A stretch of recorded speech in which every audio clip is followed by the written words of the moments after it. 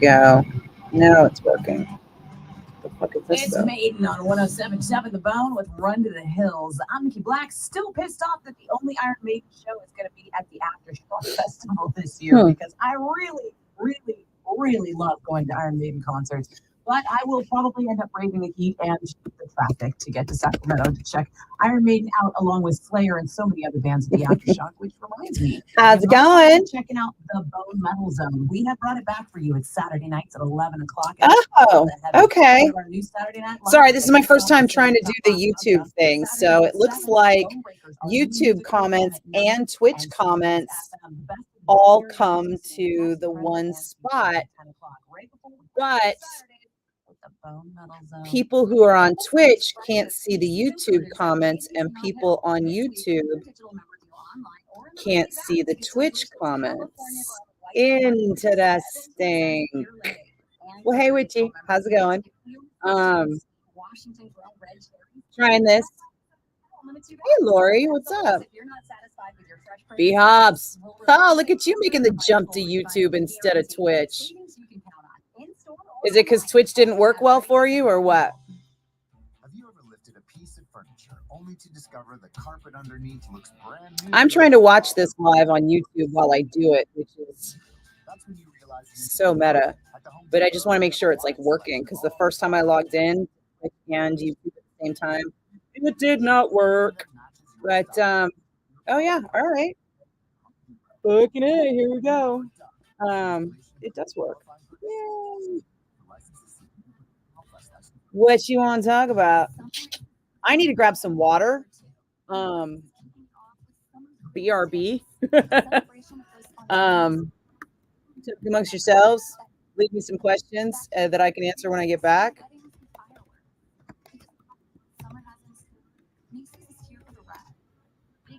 Fun side note, I just got the invitation for some monetization on YouTube. Oh, so YouTube streams better than Twitch? Yeah. Maybe because it's got a better interface. I mean, Twitch is made for people who already are jacked up on internet speed and video cards and all that shit that you need to be a gamer, whereas YouTube is people watching shit on their phone. Oh, Richie, you on both? Nice. I'm good on on both, but I'm also on the station Wi-Fi right now, so I would be shocked if it was not. Although I did just see myself do this, get on delay, and that was a little funny. Let me grab some water. I'll be right back.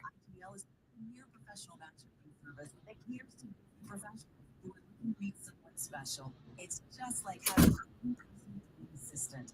Relax this summer and let It's Just Lunch make dating easy. Go to itsjustlunchsanfrancisco.com or 415-989-9818. Prescriptions require online consultation with a healthcare provider who will determine appropriate restrictions apply to the website for details and important safety information. Subscription required. Price varies based on product and subscription plan. Hey guys, did you know there's a generic form of Viagra that works just the same, but it's 95% cheaper? And you can get it online at hims.com/radio. Through Hims, you'll get a free medical consultation to determine the each medication is best for you. Discreet shipping is prescribed, a 100% online process, and a range of treatment options, including trusted generic alternatives to the name brands, at up to 95% off. ED is personal, and Hims, so is treating it. Just go to hims.com/radio and get connected to a licensed medical provider online for free. With no contact, no expensive appointments, and no awkward face-to-face conversations. To start your free online visit, you can go to this exclusive address, hims.com/radio. That's hims.com/radio for your free online visit. hims.com/radio. Hey, California. Silicon means big savings. Silicon means great selection. Silicon means 6 days to save. So visit your California Ford dealer now through July 8th to get great offers across the lineup of Ford trucks and SUVs. Like the Built Ford Tough F-150, part of Ford F-Series, America's best-selling trucks for 47 years and counting. Or the adventure-ready Ford Bronco Sport with Go modes to help you conquer the great outdoors. And the always electrified Ford Mustang Mach-E. All right. Where are we at? Watch, today's the one day I left my hoodie in the locker. hot that the AC hasn't kicked on enough in here for me to care. But oh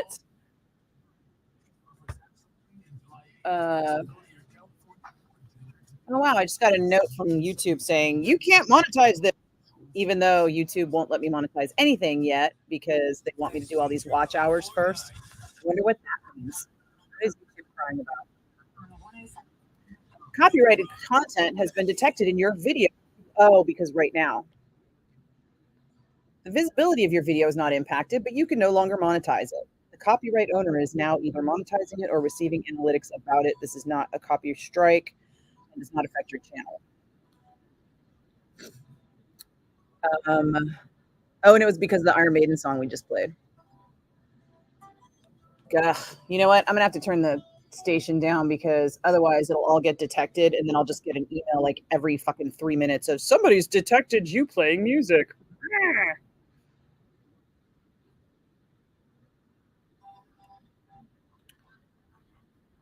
Do I have AC at home? Oh my God, of course I have AC at home. I live in Concord, dude. Could you imagine if I lived in Concord and didn't have air conditioning? Ugh. It'd be like living in Louisiana and not having air conditioning, just inhuman. Yeah, no, I have air conditioning at home. In fact, I have central on the house, but I just bought like an R2D2 sized air conditioning unit just for my bedroom because it seemed a little ridiculous to be cooling down the entire house just for my one room at night for sleep. So now I sleep in a meat locker. It's awesome. So when I get home from work, it's usually cool enough outside. I just open up the house at dusk and then close it at dark so the bugs don't come in. And then I kick on the AC that's just in my room so that by the time I go to bed, it's a meat locker and it's awesome. It's at like 65 degrees. Oh, Craig lives in Castro Valley and doesn't have AC? No, that's not possible. Come on. Castro Valley? What's the temperature in Castro Valley right now? It's 99 degrees in Castro Valley. He doesn't have a pool. There's no way.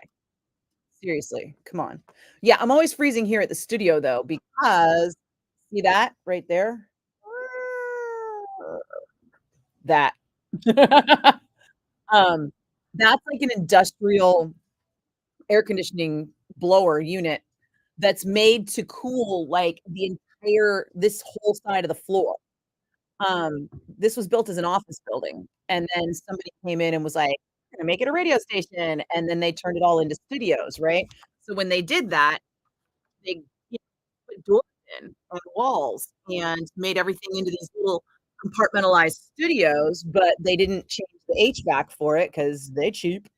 So now if you've got an HVAC in your room and it's close to where the main blower is for the floor, like this one, it just blasts in this tiny space because it thinks it's trying to cool, a whole open floor office. I will be honest that uh yeah, you've seen one that's like a cube? I don't know. I basically was like, I'm dying at night. I need to sleep in a meat locker. Somebody give me one to buy. And Sip sent me a link to one that he had just bought on Amazon, and it was actually super easy. I'll be honest. Normally, I try to be more responsible and researched it like that. And actually, in hindsight, I really wish I had because now I'm looking at another system to use instead. But it was like $500, and I just put it right next to the bed and I blasted on it. If I get the chance, because one of my besties is also my contractor, and he's got these, what are they called? He's got these systems that you put a unit, you can have up to 3 units attached to the main system, and the units all need to have one path out for the vent. But if you can create a path to the vent where the copper wire works, which I think I can, you can get these units that are really unobtrusive, but super powerful and take less energy than central, obviously, and you can operate them independently.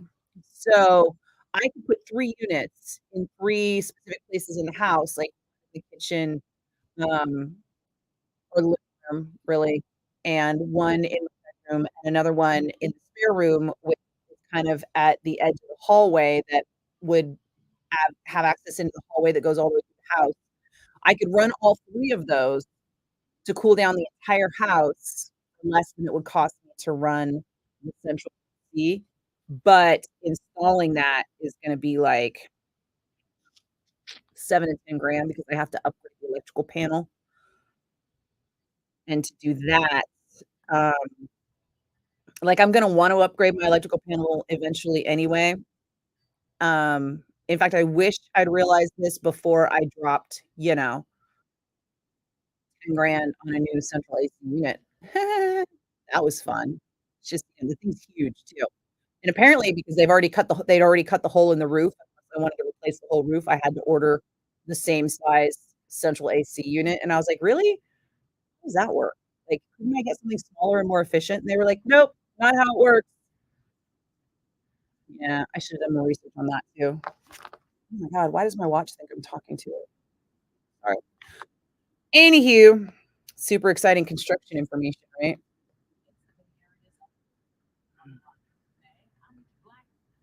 I'm trying to look up the air thing that I wanted. But I do still wanna get that air thing because it looks like a much better solution. Um, I had it bookmarked on Amazon, and by bookmarked, I mean I looked it up.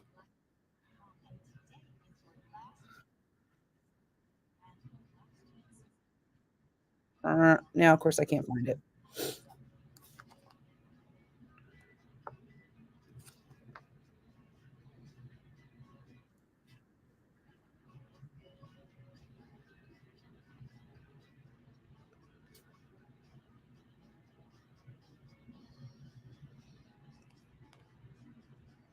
God damn it. Why won't it show me the thing I want? Derp, derp, derp. The best thing about these is that the units are so small. It kinda looks like this. See how small that unit is, but it pumps like serious AC. And, yeah, this is it. It's like this kinda thing. The mini split, that's what it's fucking called, a mini split air conditioner. Um, so yeah, this thing is bomb, right? Like, here's the outside unit right here, and then this is the inside unit, and it takes up very little space, and it's kind of awesome. So I gotta get, my contractor to have a hole in his schedule, me to have an extra like 7 to 10 grand just in case there's a problem and that sort of thing. And then I'm gonna upgrade my AC again, and I will be selling that little unit. What is this? Oh, people think they're gonna win, but they're not. Watch. Hi, it's the bone. Hey, what's happening?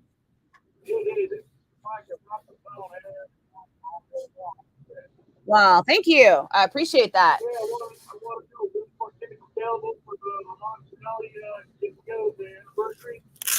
Yeah, there's all kinds of tickets available. You can pick them up at livenation.com.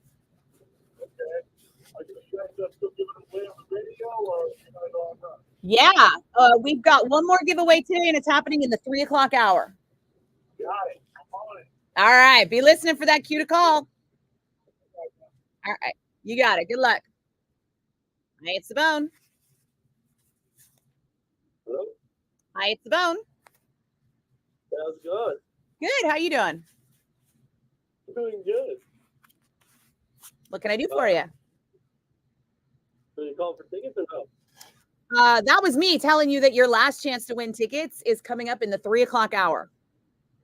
Oh, dang. My dad called. My dad texted me. Like, call right on. Ah, tell Dad to pay attention. Oh, thank God. I got through that. Damn. Yeah, it's super easy to get through when there's nothing to win. Like, you can just get through all the time. Like when there's, I mean, except for that 5 minutes of the day when we're giving something away, Usually it's really easy to call. Yeah, well, just be listening in the next hour because it's happening in the 3 o'clock hour. So all you got to do is listen for the cue to call and then try to call in. All right, I'll wait this time. All right. You got it, man. Good luck. Bye. Cheers. People are not paying attention ever. I shouldn't say ever. I mean, he did hear me say, that he could win actually his dad. Dude. People are always trying to game the contest system, and that is like the most annoying thing. Yeah, Witchy, you had those in an Airbnb? Yeah, they work super well, right? Funny, because my contractor lives in San Diego now, and that's how I found out about it. I like walked into his bedroom and was like, why is it Arctic in here? And how do I get this? Because I need that in my bedroom, Arctic, or I can't sleep anymore. It's like a whole thing. I used to be able to sleep anywhere. I used to literally fall asleep in movie theaters during Rocky Horror Picture Show. I mean, it's not like I hadn't seen it enough. I knew how it ended. But yeah, I used to fall asleep at my ex-husband's band practice, like right in front of them. I was so tired. I was in college and I would like do my math homework, and then I would bring a sleeping bag and wait for them to be done so that I could drive them home. And I would just be all, and they would be 5 feet in front of me, just full blast metal. And I would be out. And I'd be so out of it that they would have to like shake me to wake me up. But now I'm the princess and the pea. Now, if it's not 65 degrees, I'm like wide awake. It's almost like I used up my sleep allotment as a teenager and a young adult. Say what? Yeah, right? It's not fair. It's like you hit a certain age when you have time to sleep and want to sleep and need to sleep, and then you're like, hey, I'm wide awake now and unhappy about it. Ah, it happens. Yeah. Yeah, Brian, I mean, if you keep an eye out for those things at other people's places, you'll be like, oh, you'll need one. And apparently, I mean, everybody I know that has one has solar. So I don't know specifically how well it would translate into lowering the bill. But I mean, he says it's a lot lower. It's a lot more energy efficient. And it seems like it would be because I wouldn't need the only question I really have is how it would work with my Nest, right? Because I count on the Nest to go ahead and jack up the temperature, right? Like I'm not home, but the cats are. So the temperature is, set at like 80 degrees. And then the cats are living in their room, which is at the back of the house under the trees where it stays relatively cool for most of the day anyway. So if the temperature ticks up over 80, the AC kicks on for the cats. But again, I'm like cooling down the whole house just for 2 cats. Whereas if I had these units, then I'm wondering how that would work, right? To set the units for different times, for different temperatures. But it would be nice to just cool down the cat room instead of cooling down the whole house, etc. So now I wonder where everybody is on Twitch, right? Because like everybody's on YouTube. Go figure. And even though I have all these friends on Twitch now, not one of them has linked me to the Metallica Fortnite thing. It's like everybody I know on Twitch isn't playing Fortnite. They're playing that Lorna Dern or whatever it's called. What is that video game called? Oh, now I'm not going to remember. Have you heard of it?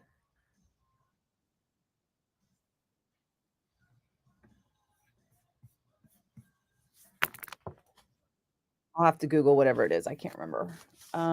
Let's see.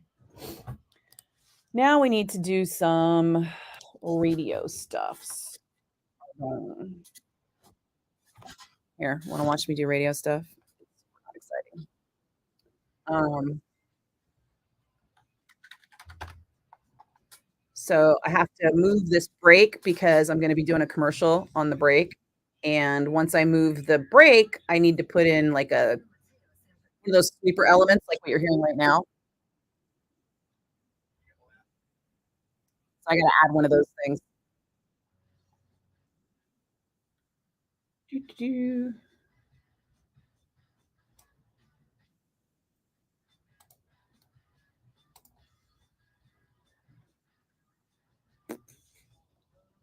And now I got to make sure that I don't have a recorded commercial right before I do a live commercial. That's been a thing lately. Can you imagine? It's bad enough you're listening to the radio, then you listen to the radio and you hear a commercial from me, and then you hear another commercial from me, and then more commercials. It's not ideal. All right.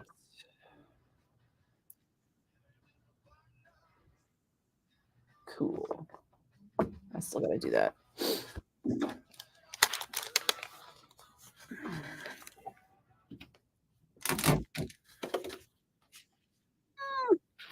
Want to watch? See, microphone. It's not super exciting, is it? It's a little fun. Yeah. All right. This is radio, dude.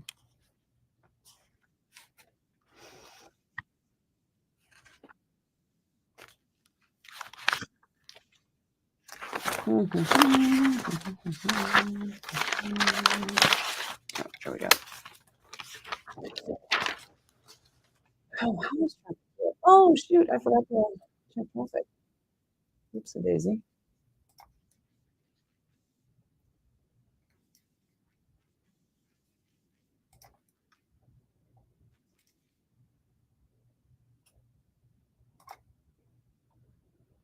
Oh. Traffic is not good.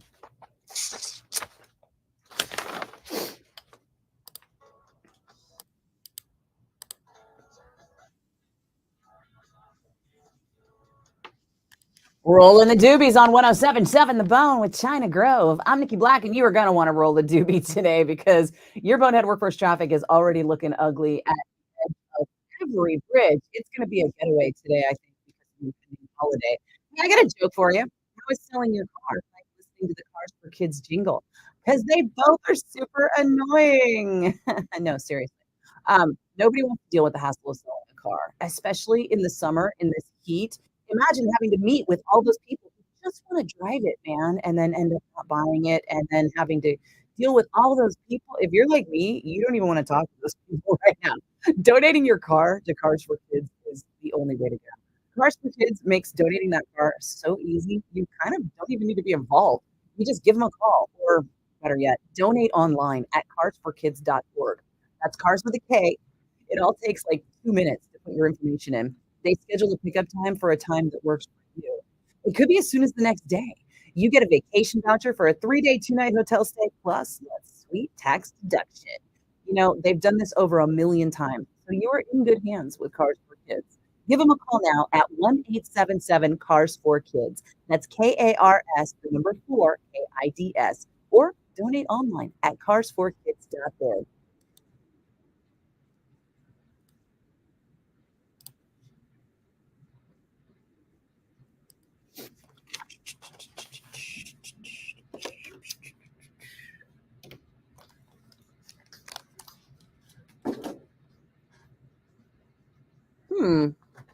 I wonder if the sound is coming through again.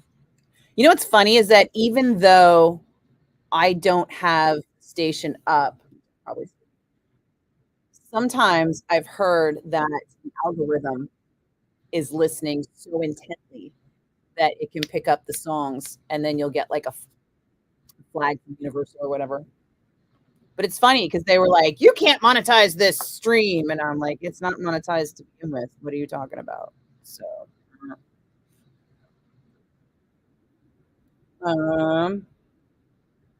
Blabbermouth and Brave Words have picked up my Chuck Billy interview. So if you haven't had a chance to check it out, you might want to do that. It's up on YouTube right now. Let's see.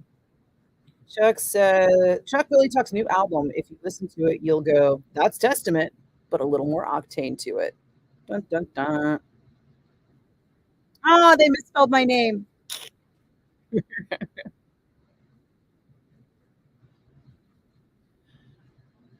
Chuck says the record is very aggressive. With this one, we have a new drummer, Chris Dovas, who's really putting a fire under Eric.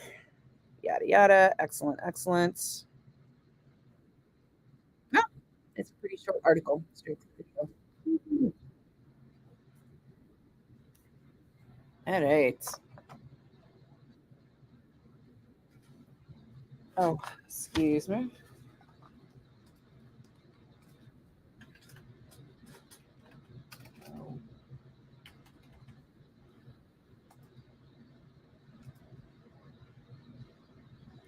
I also have to monitor the text line.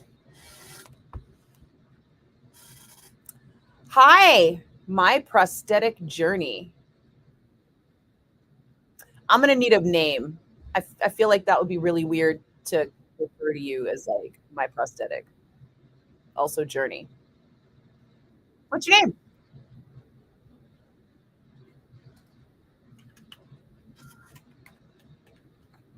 Fair warning, though, I will forget it. Oh, maybe I won't. Hi, Kevin.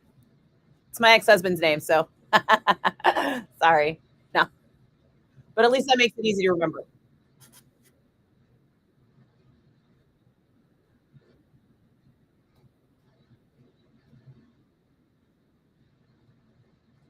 Yeah, and if anyone's in the Bay right now trying to get anywhere, don't. Everything's a mess. It's like dark arterial red all over the place. Hopefully it's not tires. Let me just check. Ooh, stalled car in the tunnel. That's gonna be shit all day. Accident on Highway 4. Super duper on that one. San Mateo. Can't be. No, accident. Here. I knew one of them was going to be a fire. 85 southbound at Cottle Road. God, I hope they get that out soon. I think we're all just like super scarred after wildfire season, you know? After like 2017 and 2019 and 2020 and 2022. Too many fucking fires, dude.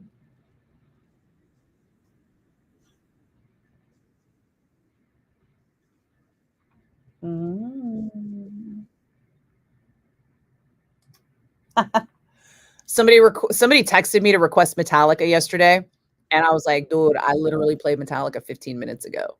And now she texted me today to be like, yay, you're playing Metallica. And I'm like, yeah, it's something we do around here.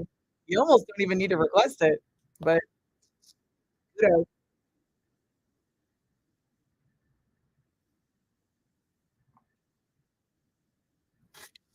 All right.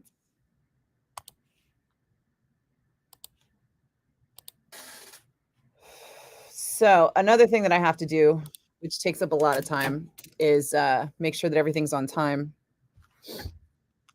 Oh yeah, no, don't worry, Kevin. I won't hold it against you. Come on. I got divorced in 2008. If I'm not over it by now, something right. Hey Brian. Oh yeah. Well, I mean, yeah. Thank you. I'm glad you liked the interview.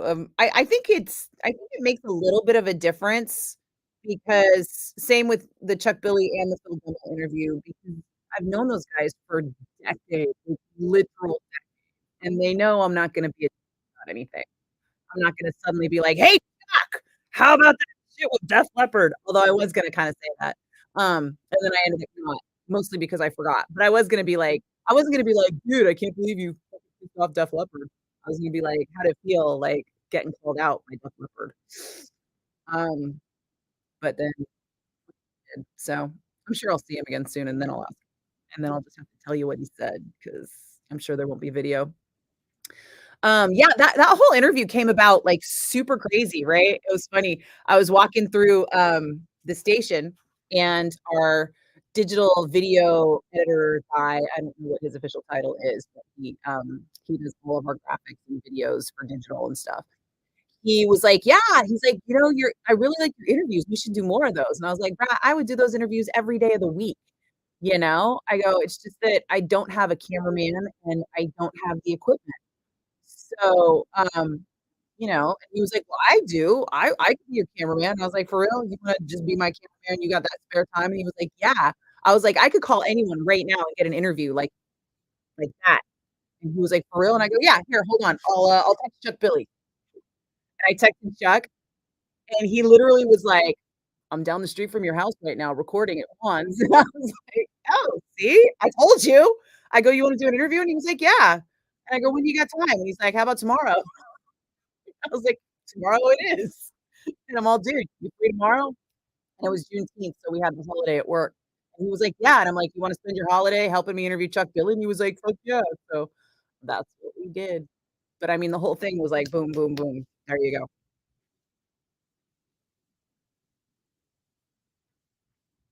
Aw, thanks, Kev. Aw, I appreciate that, dude.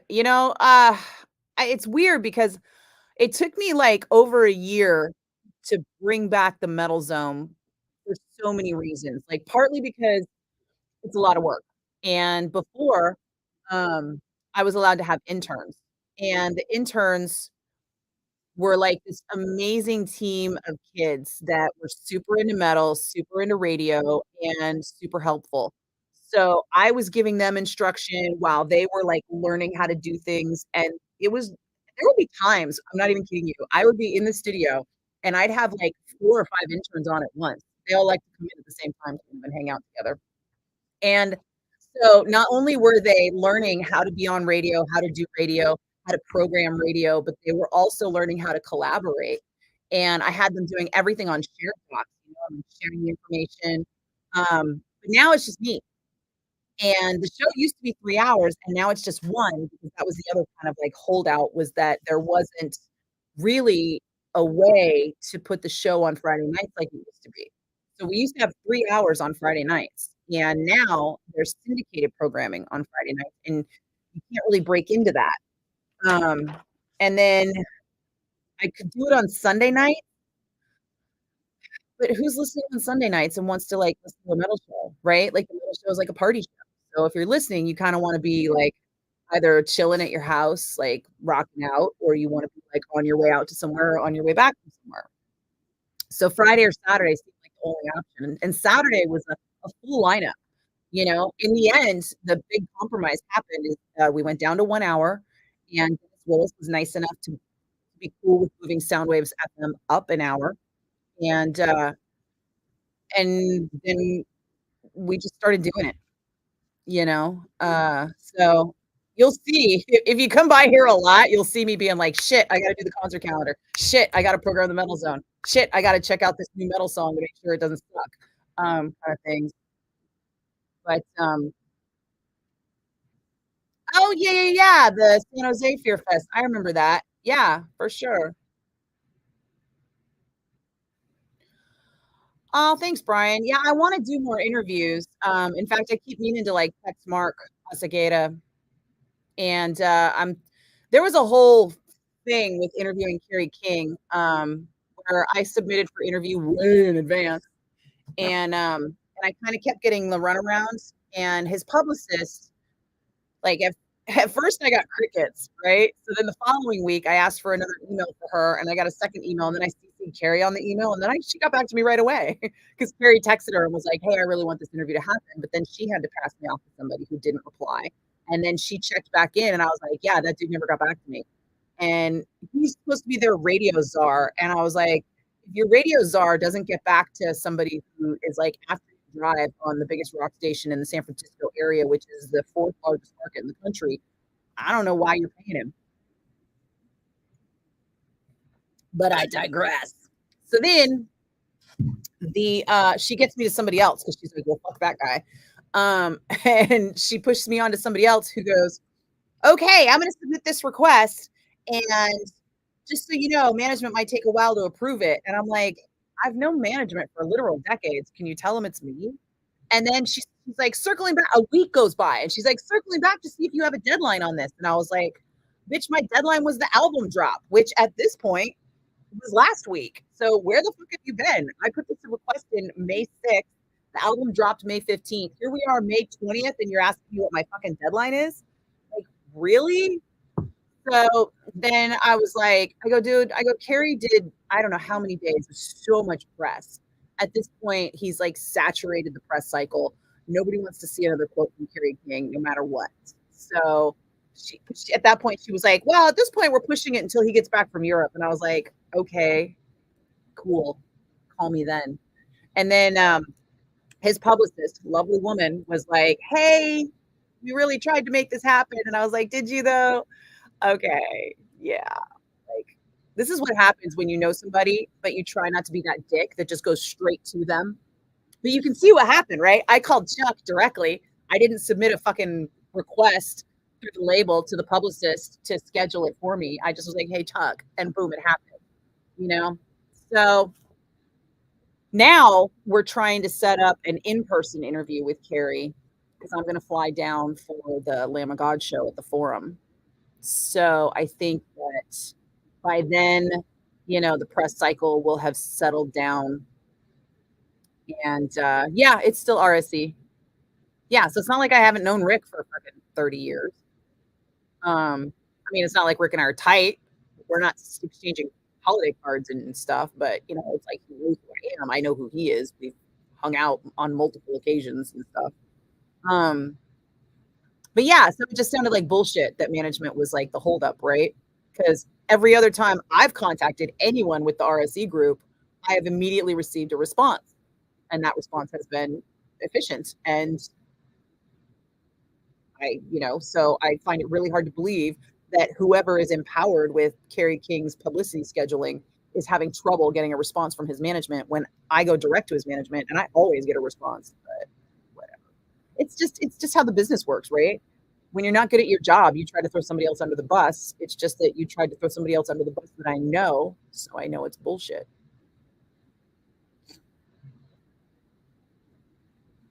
Anyhow, so hopefully, what day is that? August 21st? Yeah. So hopefully on August 21st, when I fly down to the Forum to see Lamb of God with Carrie King Band, then because that was the first opportunity I was going to be able to see Carrie King Band. I wasn't going to be able to like fly to Chicago and shit. Hopefully at that show, I'll be able to sit down with Carrie and get some good video.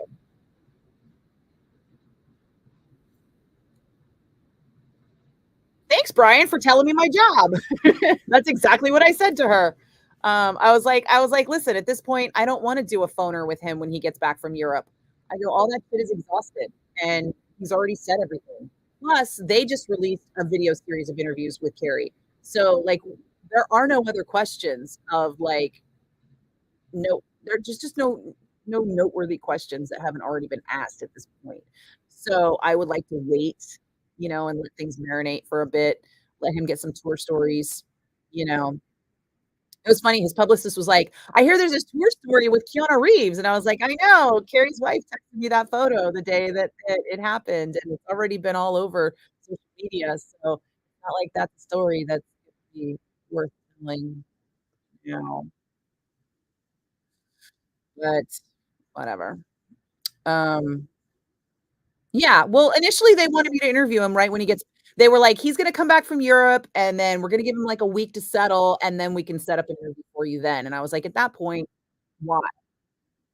What's the rush?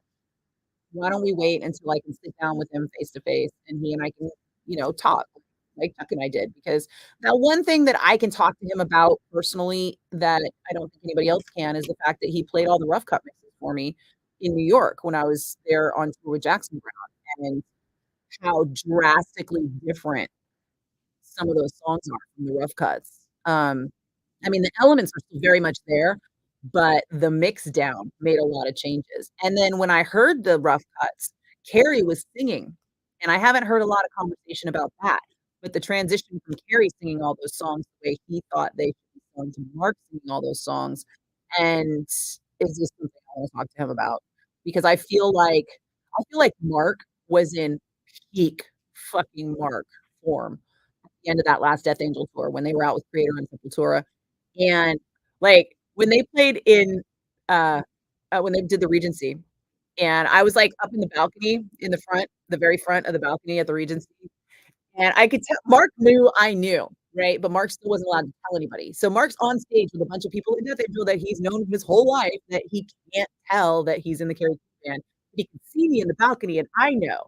And he's just out there just, like, belting it, like, fucking crazy. And then he would look up at me and wink, and I'd be like, "Dude, uh, I know, you know, we know. This is gonna be amazing when you finally can tell people that you're in Carrie King's band." And I genuinely feel like Carrie underutilized Mark's vocal talents on the record, and I wanna ask him about it because I feel like he had Mark do a little too much of the Tom Araya style, and not even the Tom style, but just the lower growly vocals. And I think Mark is capable of a lot more, and I think that was a missed opportunity in this first album. We'll see, you know? Yeah, absolutely. And I'm not even saying I don't like the album. I fucking love the album. I love the album. I just have that question. Like, what made you stick with that vocal style? Which it feels like he's stuck with throughout the album. You know, Mark's got some big screams, but a lot of it is just very guttural vocals. And we all know that Mark has this huge range that he's so good at that I really want to see. I wanna see more of, and I wanna see it with the music Carrie's writing because I love what Carrie's doing, and I think that Paul has been really amazing on the Carrie. I mean, 'cause Paul was there the whole time, right? Every time Carrie wrote a riff, Paul was there to play under it, and I think Paul's style shows through, maybe just to me and people in the Bay Area who've been listening to it for so long, but I think that Paul's style, having been a part of Carrie's songwriting process for that long, is something that really affected the music, and I think that music has so much Bay Area sound, you know? Even Phil just putting some solos on top was, like, still very Bay Area thrash, and I kinda love it. Plus, you know, Carrie was thrash. Carrie was ground zero of thrash, so I kinda love all of that. Hold on a second. I need to move some stuff. Um,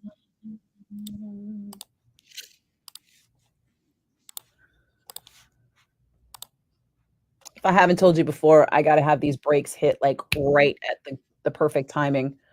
Um, it's a thing. People automatically turn the station as soon as they hear you talking.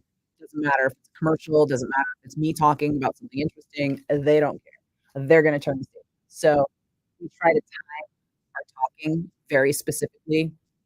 I'll explain why later. Um, did anybody buy that Alex Van Halen drum kit yet? I don't think so. Let's see what else is going on with Van Halen.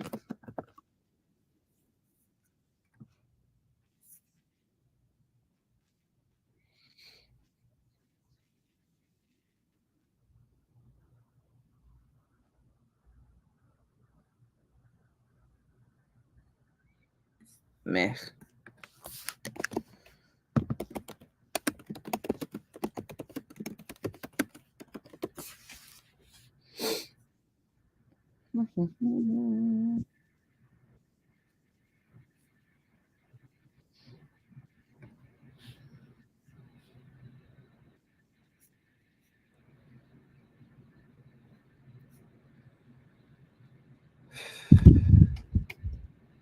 Oh, I guess it's over, huh?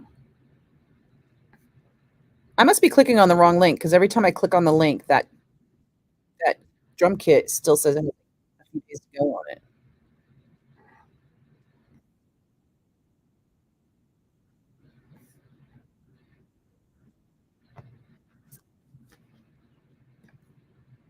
How much time do I have? Oh, no more time.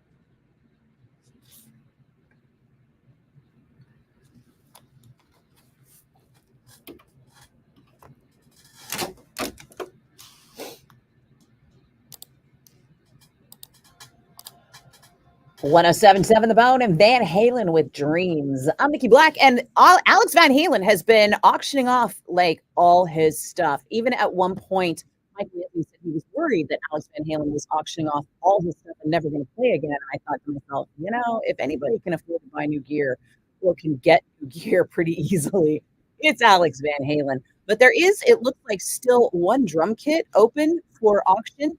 And the current bid on it is $125,000. So, your choice. New house, Alex Van Halen drum kit.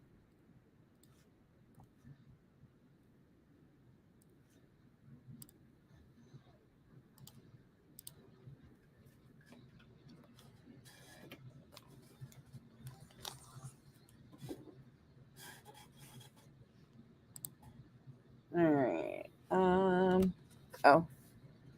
What were we saying? You heard Van Halen might play again? You heard wrong, brother. I don't know where you heard that, but I will be shocked if it happens. Let's see.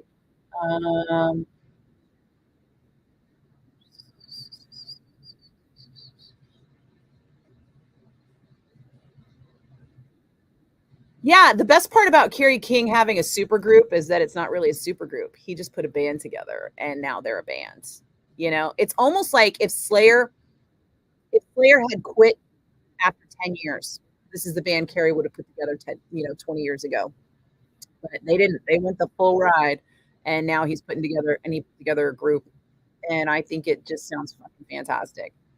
Do I think it's better that Kerry guided him that way for his solo material instead of letting Mark be Mark, because it might sound a little bit more Death Angel Slayer-ish? I don't know if Kerry guided him that way. I suspect he did. I really suspect he did.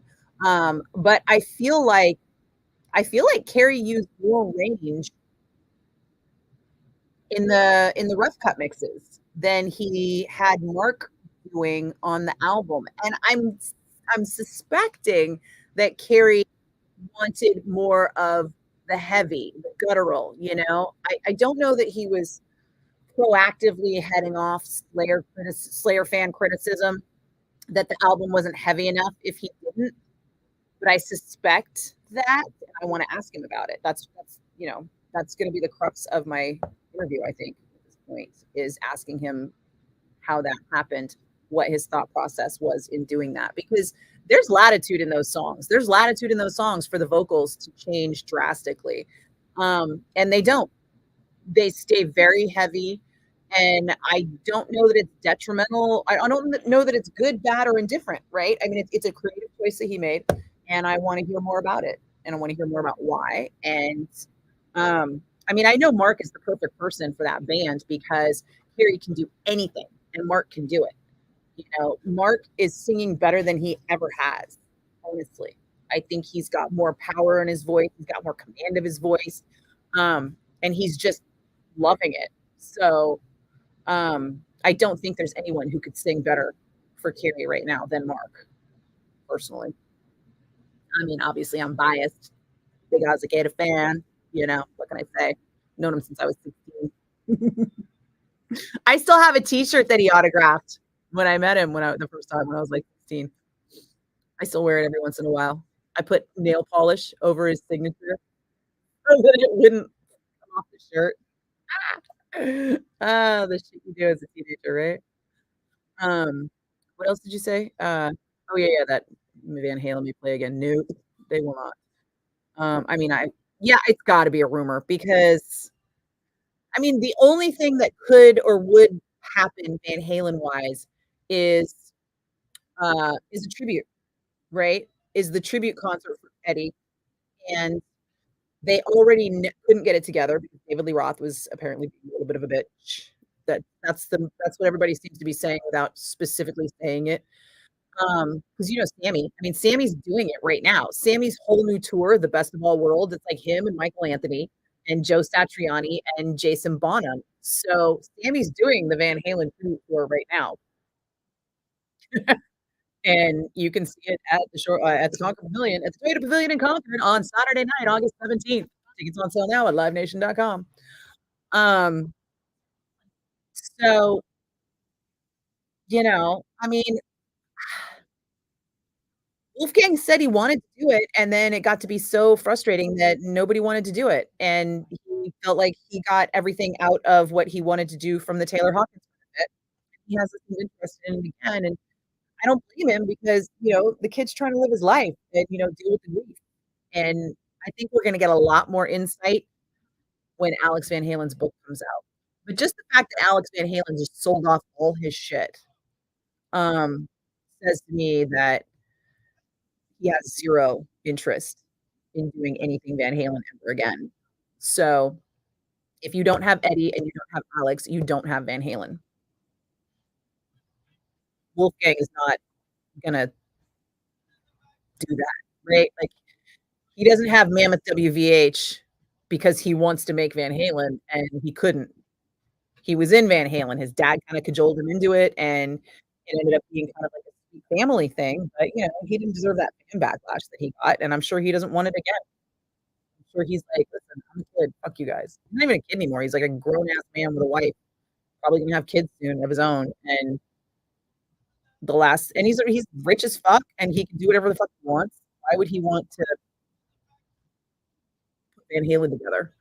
And we've all seen the bitter downward spiral that David Lee Roth is on. So, nope. Uh, you can hear the Araya sound a bit, but Mark's style is still there. Um, yeah. I know that Carrie's really proud of his work with Slayer, and as his solo band, he feels, and he's right in that he has every right to play Slayer songs. So, I think that a significant part of his decision was that Mark needs to be able to sing Slayer, and Mark can, obviously. Mark can sing Slayer and Iron Maiden in the same song if he wanted to. But again, that's the question I wanna ask Carrie because that's the question I haven't seen answered anywhere is why did he stay focused on that so much with, what was going on with the new album? Oh, sorry.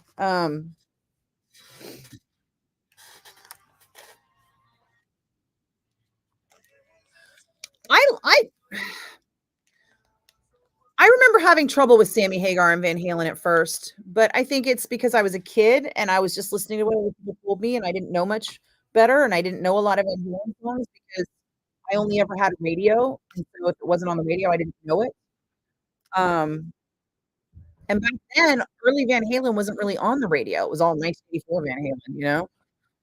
So, now in hindsight that I've heard a lot more Van Halen, I can just see it being in one band, 2 eras, 2 very different eras.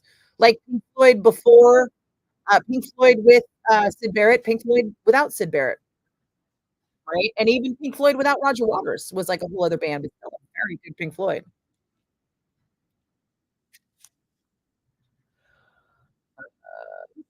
What am I doing? ONT ball. Where's my water? Jesus, I'm dying. Dying here.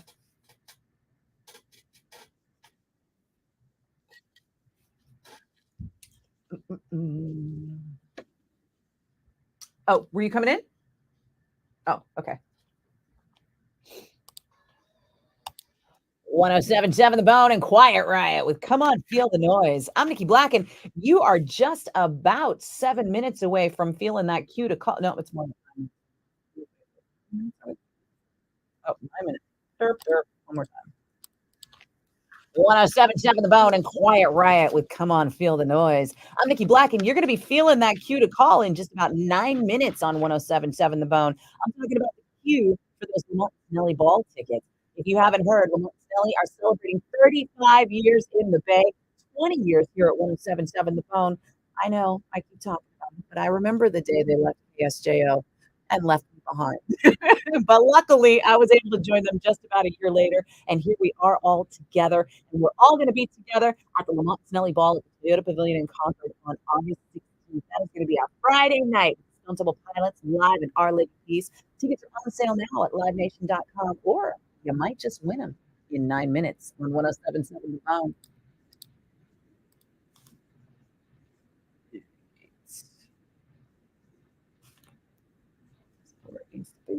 Yes, it is.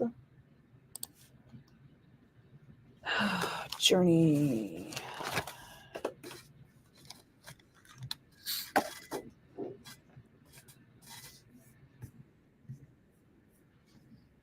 Mm-hmm.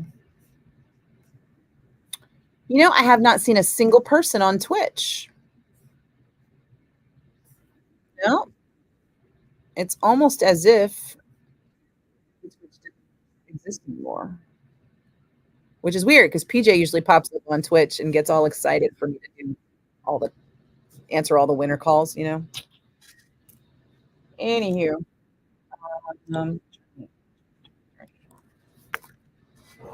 We have these custom journey sweepers. Sweepers are the things that go between the songs. But for some reason, they can't be automatically scheduled. So we have to put them in one at a time every time journey, which, as you can imagine, is a lot because we're the hometown station for Journey. There we go.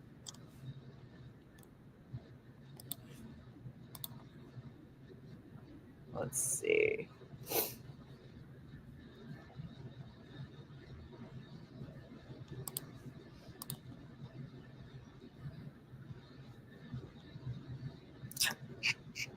Sorry, I got to do some timing shit.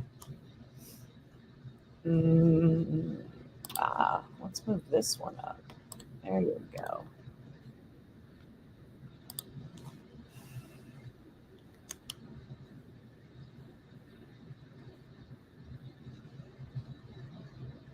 Oh. Almost forgot.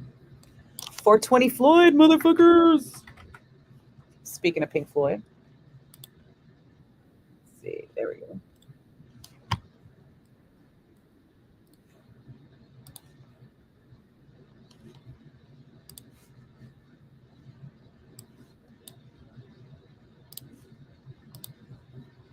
Does anybody listen to the station?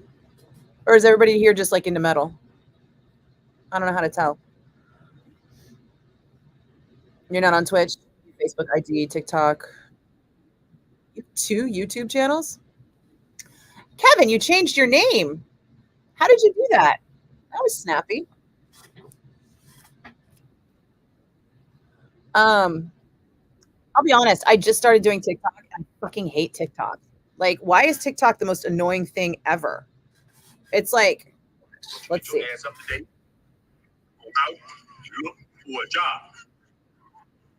Cats.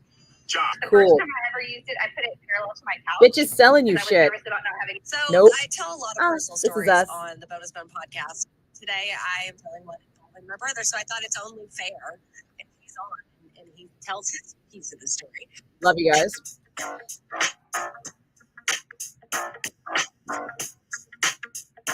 This actually is my favorite one. Maybe I'm just a hateful person. I don't know. Oh, this is good. Whose is this? Oh, body count. Do I follow body count, or did they just feed that to me because they know I like it?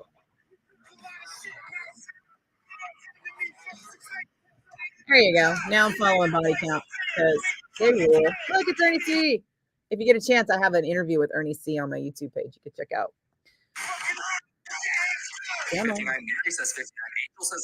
This comes up all the fucking time. Why, oh why does fucking TikTok think I want to buy a goddamn ice maker from TikTok?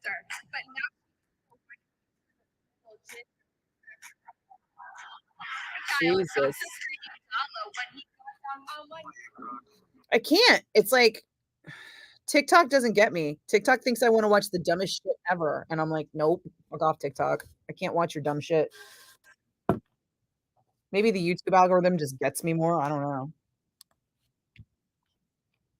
know. All right. We got 420 Floyd happening at 420.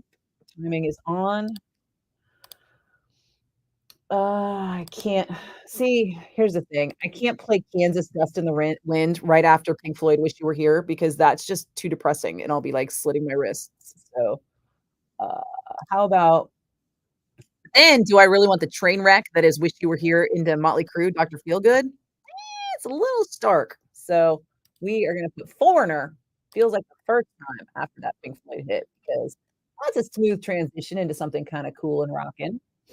And then we'll do the Motley Crue. And then how can we get rid of this Kansas? We'll put it down here. And we'll bring up some Tom Petty Free Fallin' because that's a better transition into Springsteen Born in the USA or let's go Boston Peace of Mind. And let's move the Bruce because it's feeling a little tired. All right. How's that? Oh, 3 minutes over. You know what? We're just gonna get rid of this Kansas entirely because that song is depressing.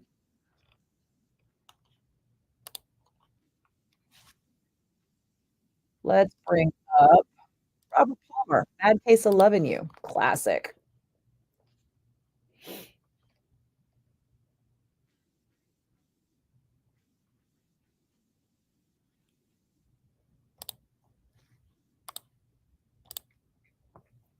Look at that. Right on time. Oh, nope. Still 3 minutes over. So never mind. See you, Robert Palmer. You can go back down.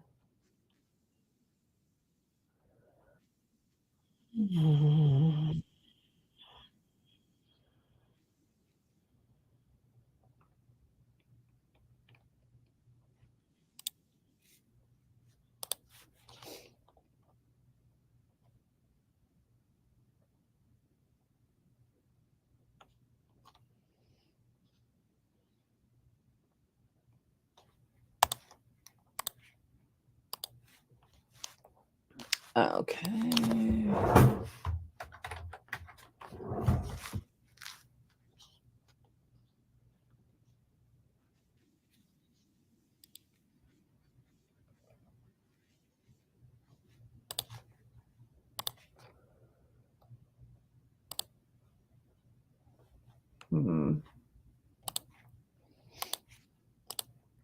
Sorry, just fine tuning some shit. There we go.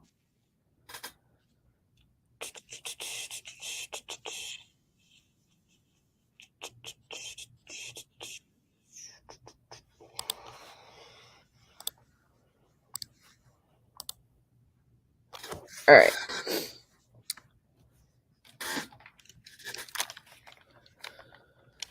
Mopar guy. Mopar like the engine? Mopar?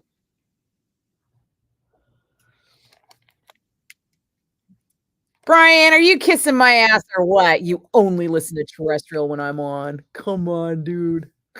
I mean, I appreciate it, but yet unnecessary. Isn't it funny how like people watch, but they don't want to ask questions or talk or whatever? And then I just end up like rambling on about myself. Makes me feel a little like weird. So thanks for talking. So I have someone to talk to instead of people to talk at. Because I talk at people all day. Dodge, Plymouth, muscle cars. Yeah, so like the engine, right? Isn't that what a Mopar is? It's an engine? Is it an engine brand? Am I off on this?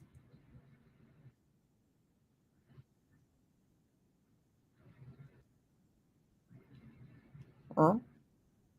Huh?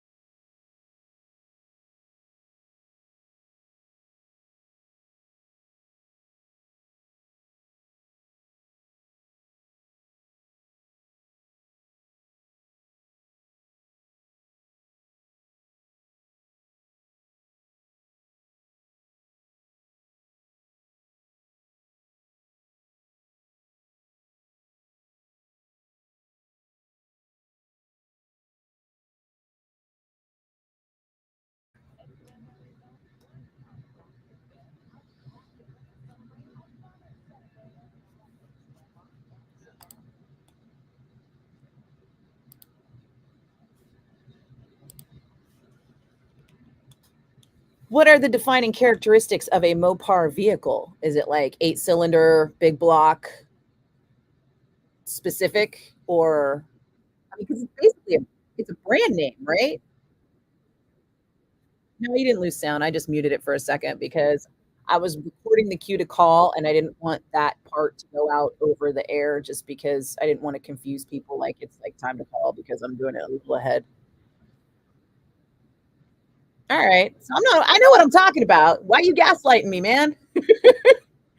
You made me think I had no idea what I was talking about with the fucking Mopars and shit. Sometimes I know some things. It might surprise you.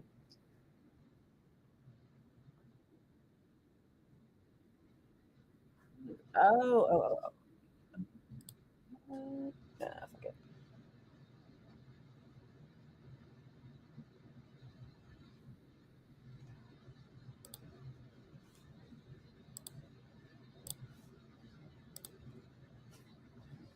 I feel like something happened recently with ZZ Top. Yeah, but again, so here's my issue, Kevin. You're giving me brands of car, but what we're talking about is a branded engine, right? Right? Like we're talking about Mopar branded engine parts that typically go in to those cars, right? I mean, it gets confusing when I say, "What do you mean by Mopar?" and you're like, "I mean these particular cars." Yeah, okay. I feel like we're saying the same thing, but just in different ways. Like I'm saying what Mopar is, Mopar power. So is Mopar like a horsepower range specifically? No, it's a brand of engine, right? It's an engine brand that's probably only made to produce a certain level of horsepower, which is why it only goes in certain cars. Because if I'm driving a Chevy Chevette, I don't need a Mopar engine in that bitch, right? I'm not like Smokey and Friday where I'm gonna be all like with the club and shit. Oh, here come people trying to call early. This is my mission in life to make contests fair. It's Simone. No, they could. Some of them they know. They know if I'm answering the phone, it means I'm keeping an eye out, and they can't call early. It's not going to work. My first car was a '77 Firebird, so I know a little bit about cars, but not like ridiculous amounts. But I know more than the average there. I think about cars.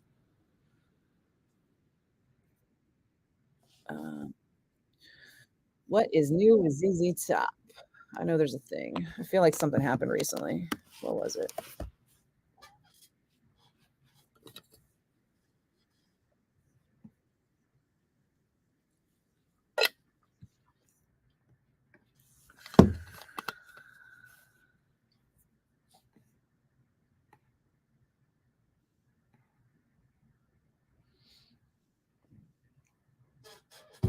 Oh.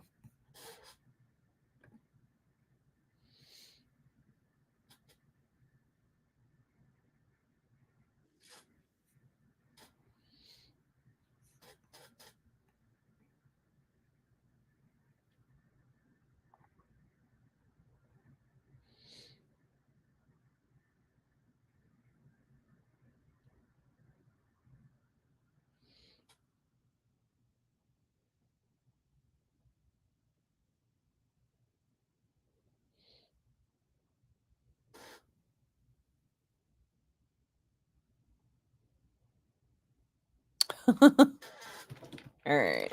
I got a couple minutes. Hang on a sec.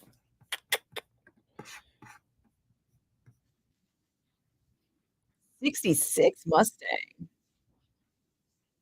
They made the GT back then? Oh, I mean, I talk about all the stuff, you know? Oh, it's whatever. Um,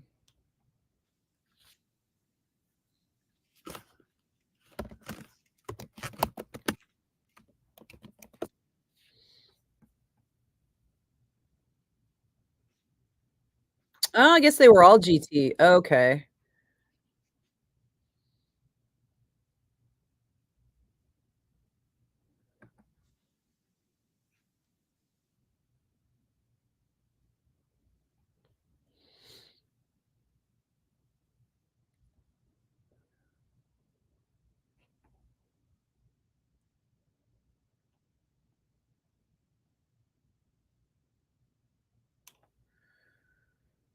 You didn't have the fastback though, right?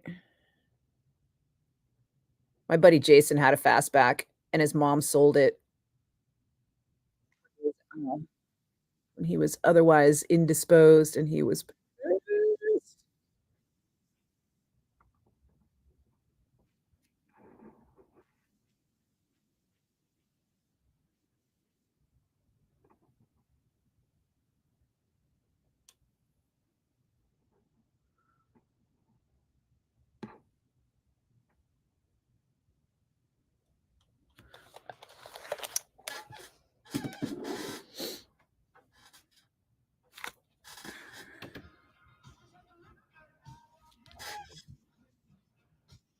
All right. So the cue to call just happened. So I like to wait about a minute so that there you are, PJ. Oh, what's the matter, PJ? What happened to your bad day? You on YouTube, you can't see PJ on Twitch, but he had a bad day. And he is obsessed with watching me answer the calls. So I didn't get a chance to block out the phone lines. So I gotta wait until the calls have been ringing for about a minute, which is in about 12 seconds.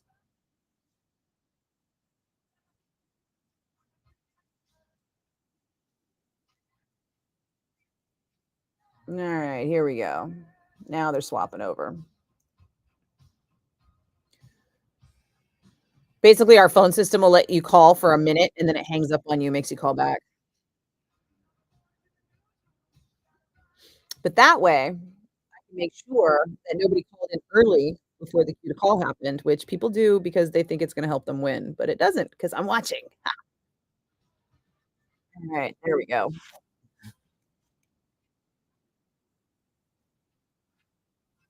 Hi, it's the bone, your caller 1. Hi, it's the bone, your caller 2. Hi, it's the bone, your caller 3. Hi, it's the bone, your caller 4. Hi, it's the bone, your caller 5. Hi, it's the bone, your caller 6. Hi, it's the bone, your caller 7. Hi, it's the bone, your caller 8. Hi, it's the bone, your caller 9. Sorry, dude. So close. Take care. Hi, it's the bone. Who's this? Hello? Hi, who's this? This is Paul. Hey, Paul, how are you doing today? Doing good. Paul, have you won anything from the bone in the last 30 days? No. Excellent. Paul, what's your last name?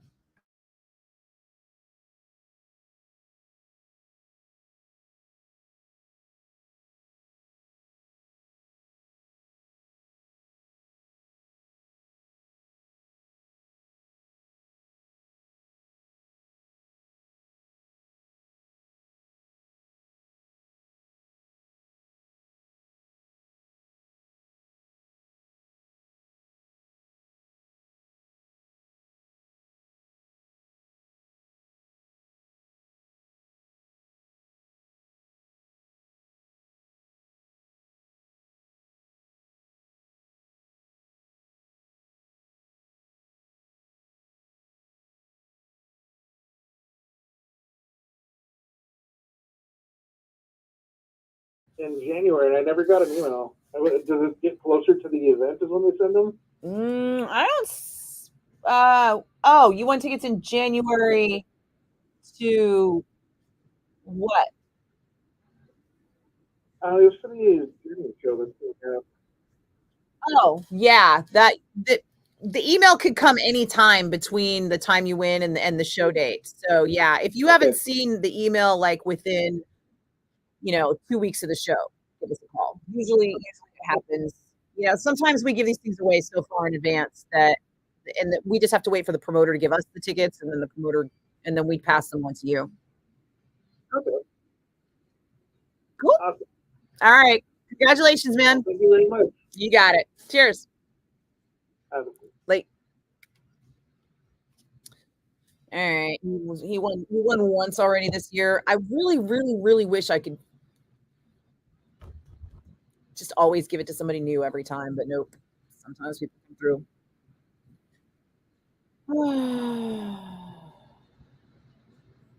Okay, PJ. So Fresno to San Jose, and then Trace. So Fresno to San Jose, and then across to Tracy, and then down to Gilroy, where you live. Yeah, that would seem to be a good route for a trucker. Did something terrible. Oh, but then I'll bet you got stuck in that fire in Los Gatos, huh? Did that get you? Except not if you were in Tracy. You wouldn't even be near 85. So let's see.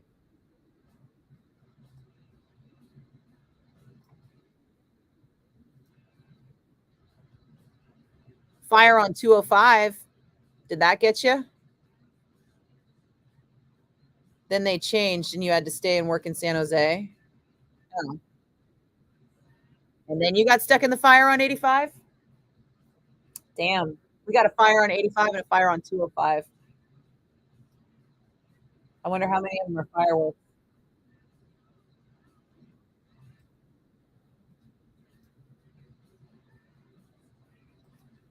Pacifica. We got an accident at Lindemar.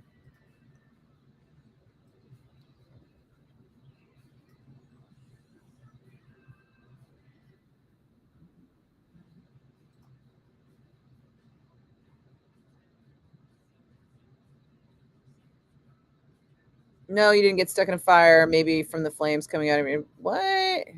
All right, PJ, just tell me what happened. I'm not going to guess.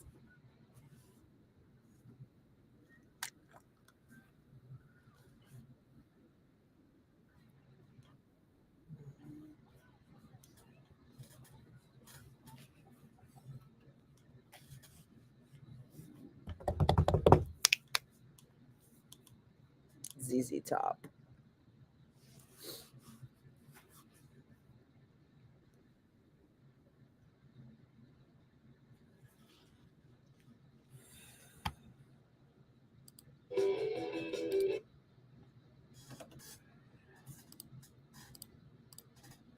"1077 The Bone" and ZZ Top, you got me under pressure. I'm Nikki Blakk, and if you remember a while back, ZZ Top's Dusty Hill passed away, and his widow put their Texas ranch up for sale. And it was basically a house where two people lived with a lot of memorabilia in every room in the house, including a room that had to have 12-foot ceilings because of a 12-foot tall painting of Dusty that they called Big Dusty. They said that the buyer was a big fan of the band and of Dusty, and when he noticed the house was on the market, he put in a letter saying what a big fan he was, as well as, I'm sure, a bid for a whole bunch of money, because that 5,800 square foot property is now in the hands of a big ZZ Top fan.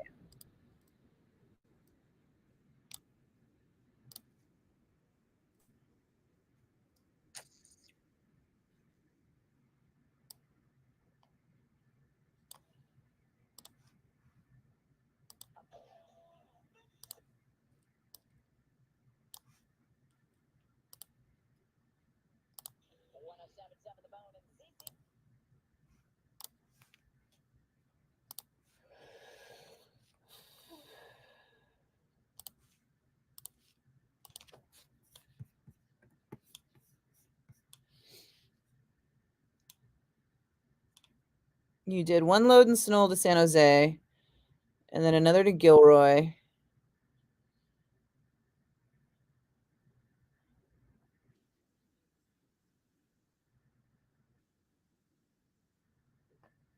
Oh. Okay. So your boss sent you someplace that was only going to pay you half or a third of what the other job would have paid. Who ended up doing the more expensive paid job? Did no one do it? Like, is it something you have to put off to another day because there wasn't enough time to get it done? I don't understand how this is working, dude. So you didn't get to do the load to Gilroy. Somebody else got it, which means somebody else got the cash for it, even though it was the more expensive gig. Was it because your boss assigned it to someone else, or was it because you got changed to something that made you too late to be able to do that one? Trying to figure out who to be mad at for you here. Should I be mad at your boss for, like, assigning for changing your schedule, or should I be mad at, Elliot? Or should we be mad at, like, traffic? Or, like, what? That's confusing to me. Also, did I tell you, PJ, that, I put YouTube on as well? So now we're live on Twitch and live on YouTube. So I can see people who are mad at Elliot. Fuck you, Elliot. Stupid fucking alien loving motherfucker. Yeah. Go phone home, bitch. Okay, does that help? Yeah. Um, Anywho, people can comment to me from YouTube and from Twitch, but you can't see the YouTube comments. Also, like, nobody's been on Twitch today, really. Twitch has been, like, a dead zone.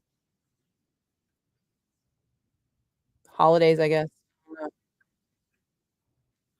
Oh, but also, Hobson gets better reception on YouTube than Twitch, so now Brian is on YouTube and blowing off the Twitch. Elliot's nickname is Dick Sniffer. Why are all your, like, shit-talking names, like, really bad? Is it because he's, like, a big kiss ass? Is Elliot, like, a big kiss ass, so he got the more expensive job today? 'Cause if that's the case, I'd be pissed at your boss for giving him that job, 'cause, your boss is the one who's already got you doing illegal fucking levels of driving. Just saying. Oh, the Giants game is about to start.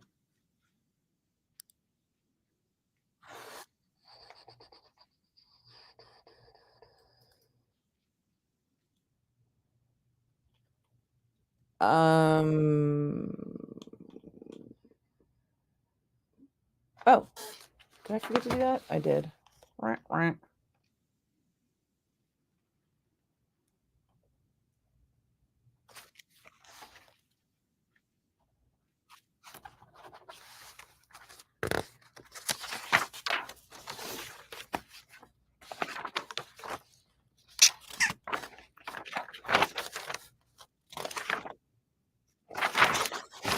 I make myself all these notes so that I don't forget shit, and then I don't bother looking at the notes because I'm a dipshit.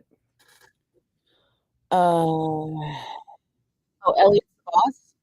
You should have told the other guys that you did the extra, no, too late, you got everyone dispatched.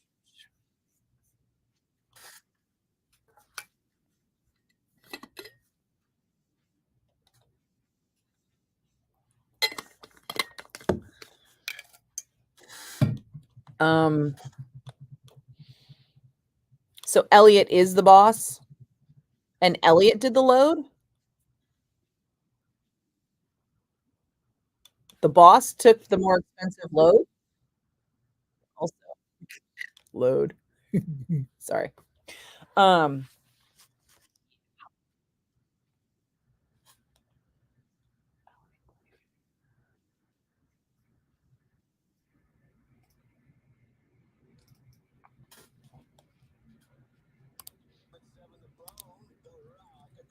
Your 420 Floyd is sponsored by the Alameda County Fair. Alameda County Fair is now open in Pleasanton through July 7th. Catch that summer feeling with delicious food, carnival rides, and horse racing, plus the Big O Tires concert series with performances by The Fray, Johnny Gill, Russell Dickerson, and more. AlamedaCountyFair.com.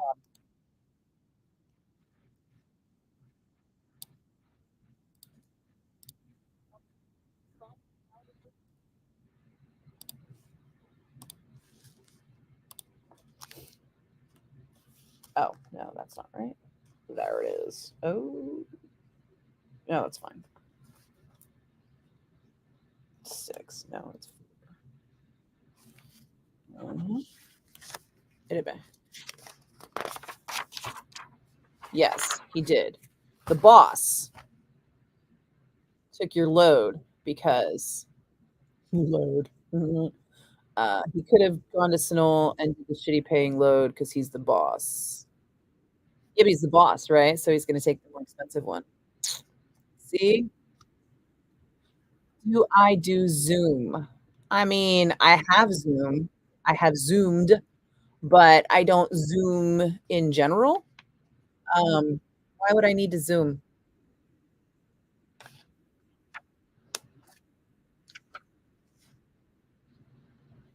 You mean, am I using Zoom to stream live now? Right now, I'm on StreamYard. So I could StreamYard to other even like right now I'm on StreamYard and I'm streaming to Twitch and YouTube. So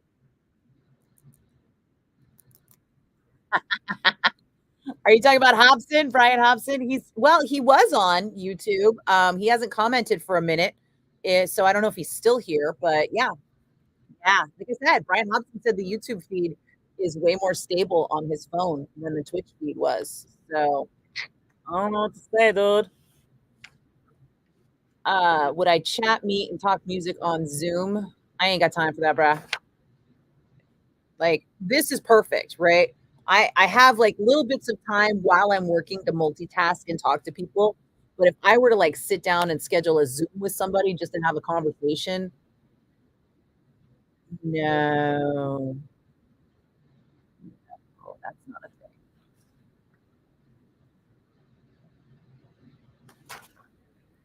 That's coming up later.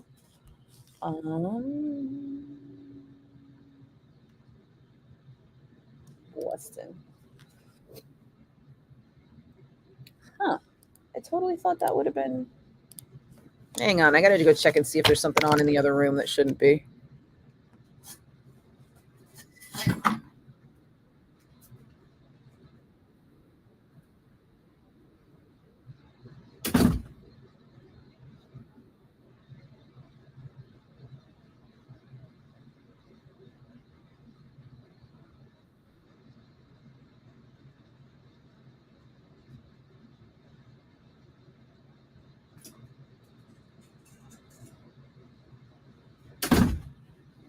Nope, it's not.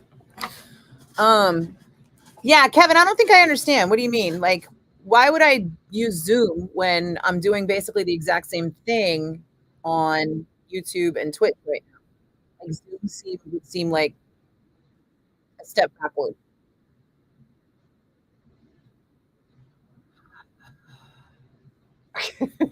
Oh my God, PJ, stop. Why are you on with the Kubla Khan again? Like, it's not like I'm against Kubla Khan. I got no problem with it. Like, I suppose with Zoom there wouldn't be any copyright slaps, right? But I don't know. We'll see how things go. As it is, I'm just taking on these things bit by bit, trying to figure out what I can handle and what I can't, because job one is the station, because that is who pays my bills. And then everything else is whatever I can fit in outside of that. So yeah, I don't understand any Oh my God, PJ. Did you just like switch from Twitch to YouTube just so you can see everybody's comments? That's hilarious.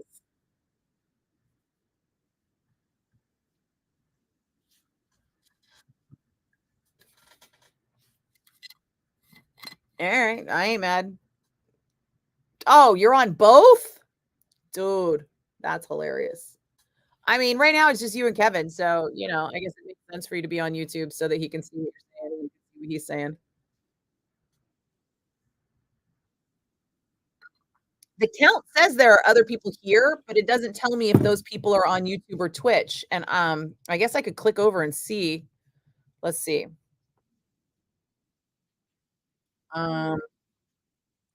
Okay. So YouTube says there are 4 people watching. 2 of them are you guys. 2 of them are just lurking and apparently don't feel like commenting, which, is their prerogative. And then, and then 2 are on Twitch, and one of them is PJ. Uh, so if I had to guess, I'd say the other one is Jacob, who just hasn't chimed in yet, but, that's my guess. And then in StreamYard, it tells me 7 people. Oh, wait, no, I can hover and look at me learning new shit. Okay. And this was all Roy's idea, by the way. Um, hey, James. What's up in oh, Jesus, Arizona. What's the temperature out there right now? You guys must be dying. Wait, what part of Arizona? Are you like up in Tempe or are you in the mountains or are you like down in the fucking hellhole that is Phoenix?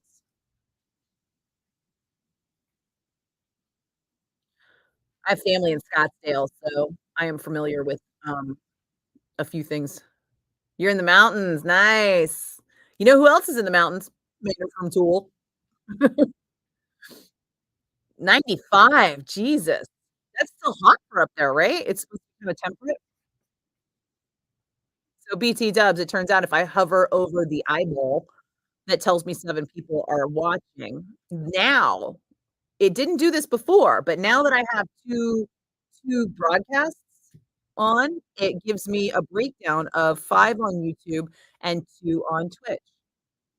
One of which on both of those is fucking PJ. Um, 114, Jesus. I have my little nephew, he's little, he's not little, he's fucking 19.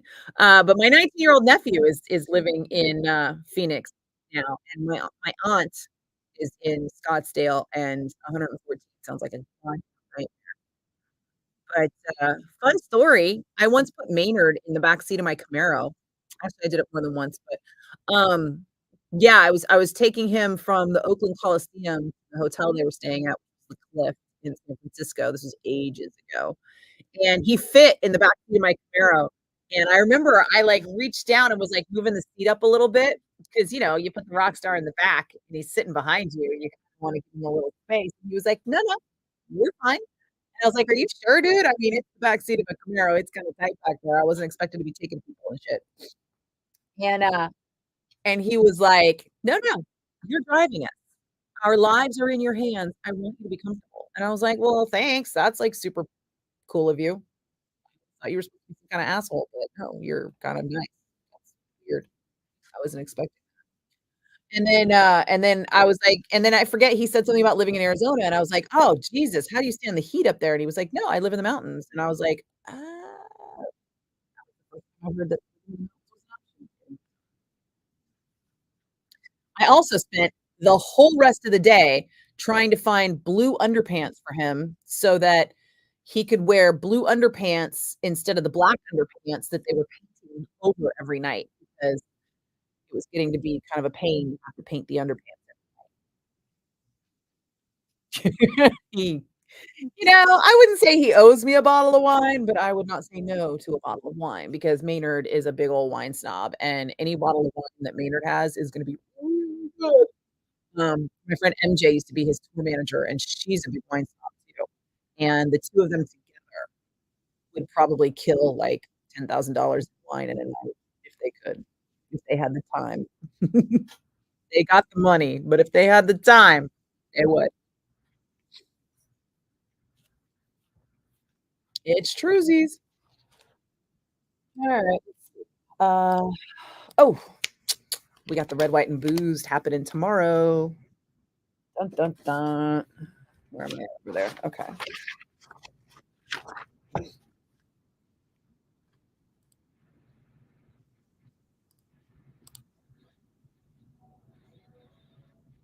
"1077 The Bone in Boston with Peace of Mind." I'm Nikki Blakk, and you are going to need to get. Oh, hold on. It's Boston on the Rock of the Bay with Peace of Mind. I'm Nikki Blakk, and you're going to need to dress cool for tomorrow because we are having our Red, White, and Boozed #2, the Bone Rock Night Out. We're going back to the Back Lounge in Dublin for an epic set by the Merkins. Phil Demmel has been carrying that set list around. He's taken it all over Europe, trying to work out the logistics of I don't know how many musicians they're gonna have this time around, but it's gonna be a bunch. And I think the set list is something like 50 or 60 songs. That's why we were getting started early. So meet us at the Back Lounge in Dublin at 3 o'clock tomorrow. It is a free event, but you do have to be 21 or over. All the Bone Rock jocks are there. The Merkins are going to blow the roof off the place, and we are going to celebrate the 4th of July and have a blast.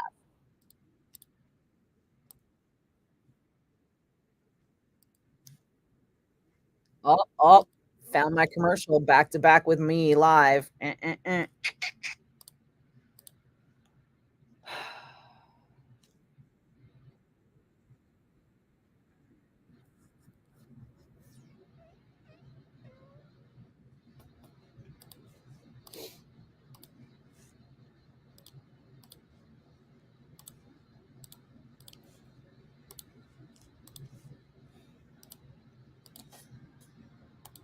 It's Nirvana on 107.7 The Bone. I'm Nikki Blakk, and I don't watch Wimbledon. I'll be honest. All I know about it is that it's tennis and celebrities go there.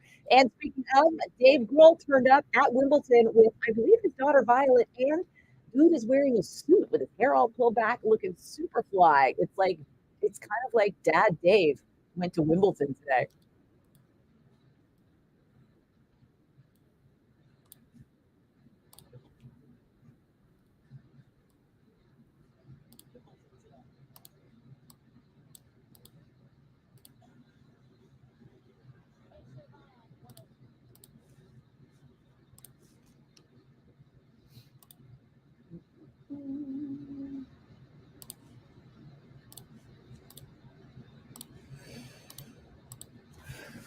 Where am I?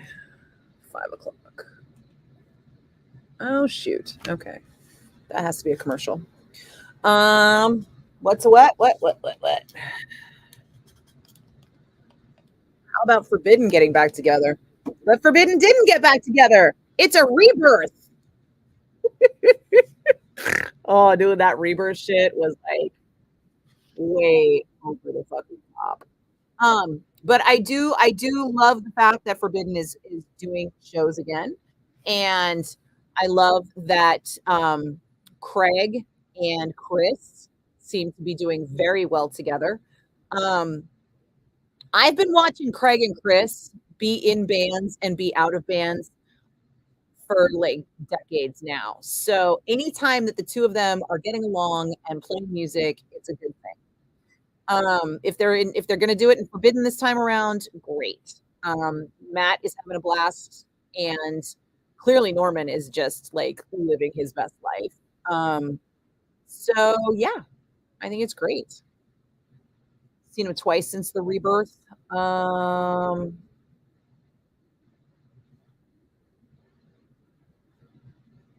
Sorry, I just saw your other comment about Maynard going to the gym. A Datsun 240Z. You did not put Maynard in the hatchback of a 240Z. Don't you lie to me like that. Come on. My parents had a 280Z when I was like 10, and they put me in the hatchback as a 10-year-old, and I barely fucking fit.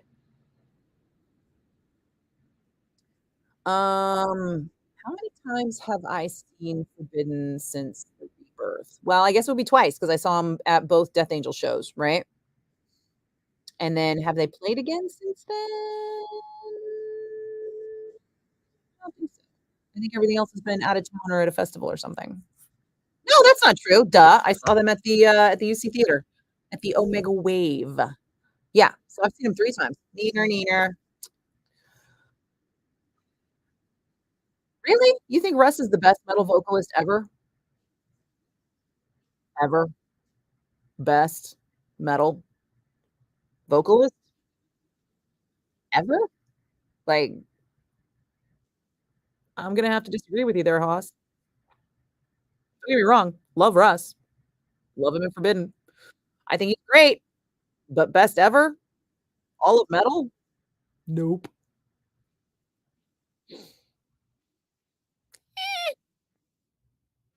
Okay. I mean, yeah, I am gonna disagree with that opinion all day long. So, I don't think I think if you think he's the best ever, we are never gonna come to an agreement. If you think he's really good or if you think he's, the best for 80s thrash, nope, not even gonna give him that. No. Uh, really? What? Really? I'm not even trying to be a dick. I'm just trying to be, like, you know, objective here. Um,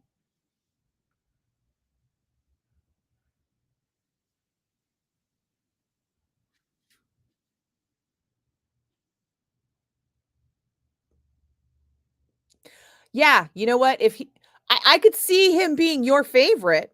I could 100% see that, you know? My favorite would probably be Mark Osegueda. Um, but when you take it to that level of, like, best ever in all of metal, I just don't see where you're gonna be able to make that case. But it's fine. We can disagree. Um, okay. I gotta move some stuff around. Um, PJ, he was not in the hatchback. Was it a 240 with, like, little seats? Little that little bench thing? I'm trying to picture. I had a my ex-boyfriend's family had a 240, and I don't remember what they looked like.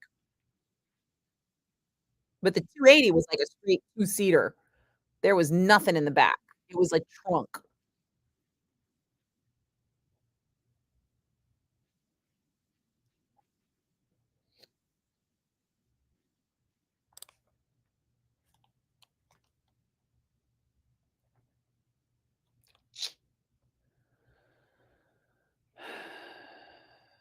Alright, you can go there.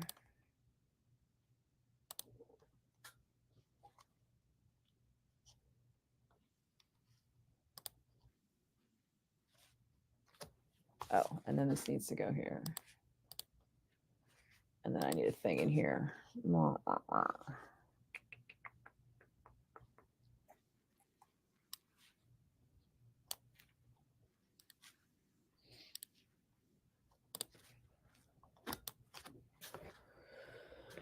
Uh, you saw them at Baltic Kiss? That's not even a club, dude. It's basically a bar. Um, but yeah, I didn't go to that show. Um, probably could've, didn't. You know, I've seen him 3 times. Did I need to see him 4th and go all the way to Richmond to that teeny tiny little bar? Nope, I didn't. Was it good? Did you have a good show? I mean, how tiny was it, right? I mean, that room where the stage is, some rude woman. A nude woman? Wait, am I reading that right? Did you say a rude woman or a nude woman? I need glasses. Pushed you out of the way to video Phil jamming with Exciter. Oh, you're talking about Omega Wave.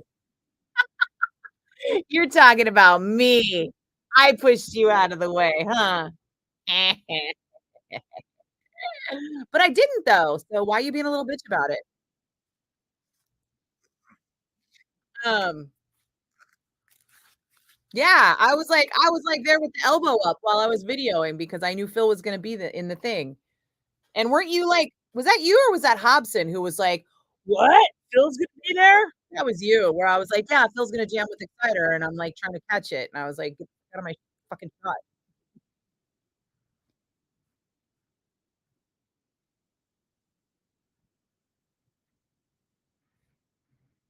I went to a wedding at Baltic Kiss once, that was sweet. It was a great place for a wedding. Not so great I can't see it being great for bands, although I know that they do it a lot. I haven't tried to get in on that. But also, sorry,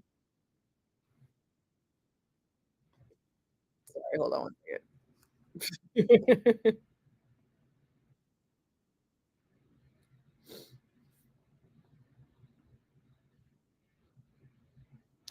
Is that the kind of workout you can do daily? Question mark. I mean, with all the weightlifting and stuff, comma, shouldn't it be like an every other day workout? Question mark. because otherwise I missed yesterday.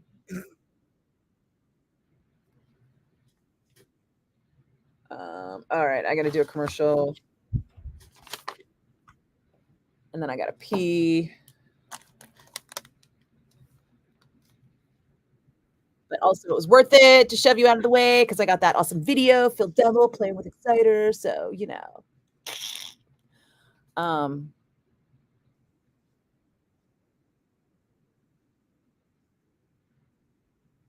Yeah. I've been to Baltic Kiss. It's just that, you know, it's not my first choice of where to see a show. I'm not mad at it. It's a little bar. You know, Tony and his wife have done a lot with it. And I know that he has kind of like that following from the pirate barbecue thing. I just never really got into it.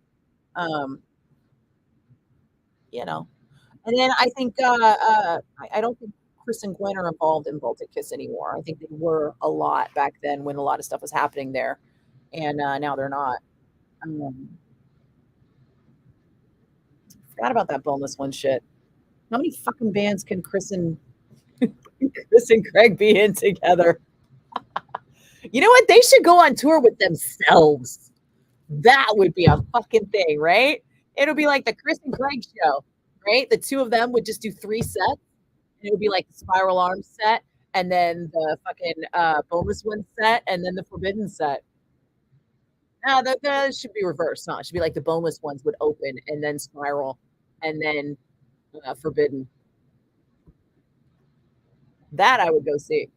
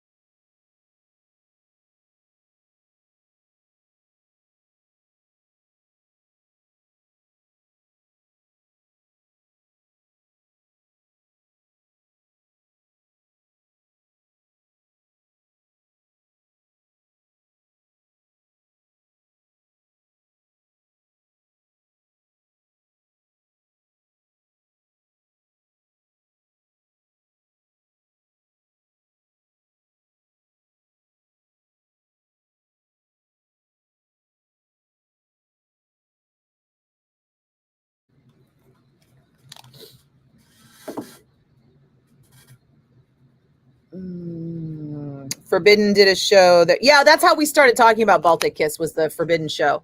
I remember that. I remember my friend Layla was like waiting in line in the morning to get it. And I was like, what are you doing, girl?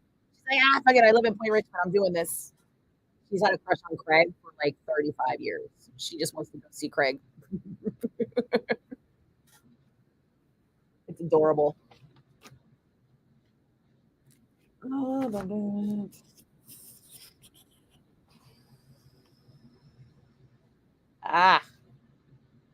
Just watch the time change just right in front of me. Come on. All right, 13. There we go.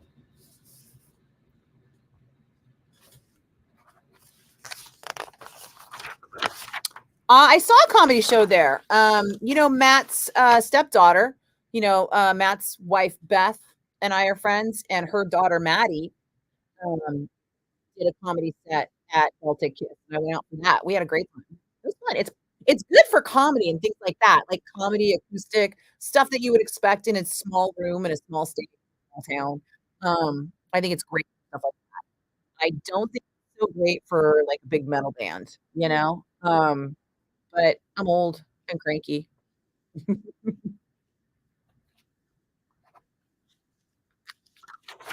Last time I went to a show that was that small, somebody punched me in the face and I got a fat lip. Kidding. Well, sort of. I mean, last time I was at Gilman, I got a fat lip, but that was Victim's Family. I haven't been to Gilman forever. More Alameda County Fair.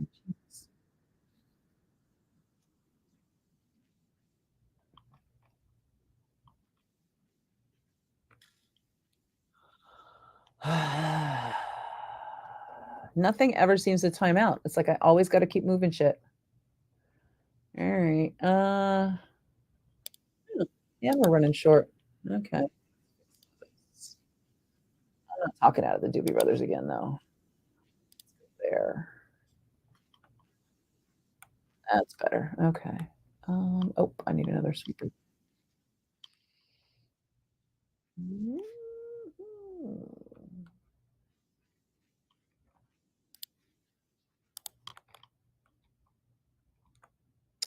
We might have to put Dust in the Wind back in the mix.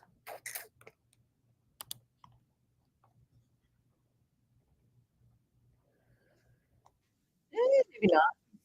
We'll see. I should put something there just in case, though, huh?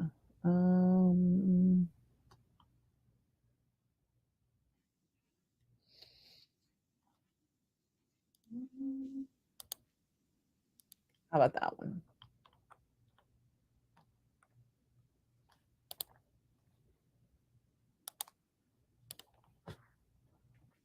Oh, for fuck's sake, really? Okay, there we go. Well, that looks pretty good, but we'll see.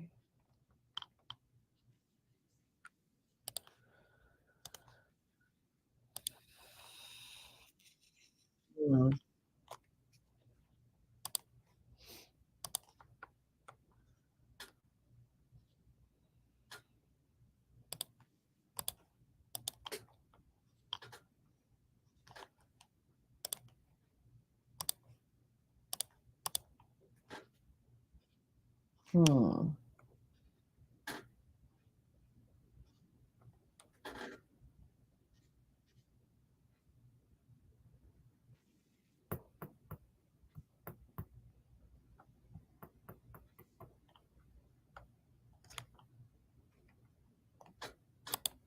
You know what? I got a feeling that's not going to be necessary. Let's put it down here. Oh.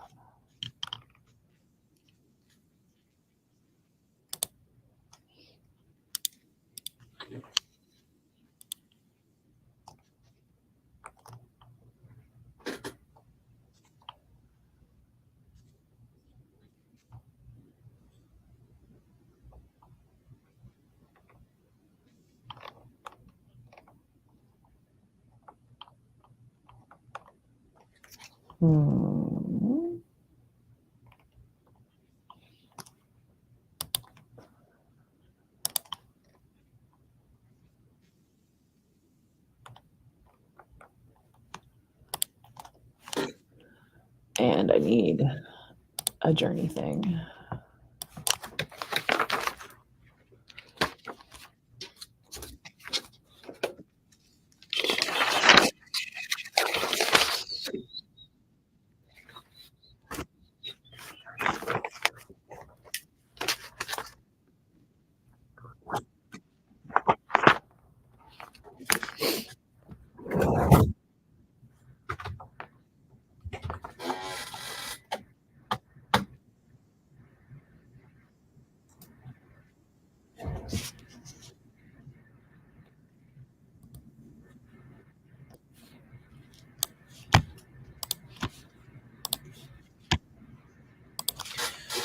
Okay.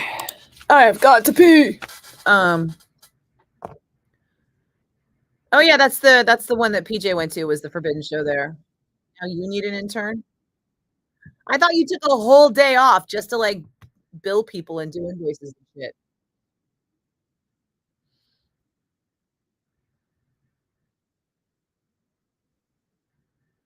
How are you off by $7,000? That's a pretty big mathematical error there, buddy.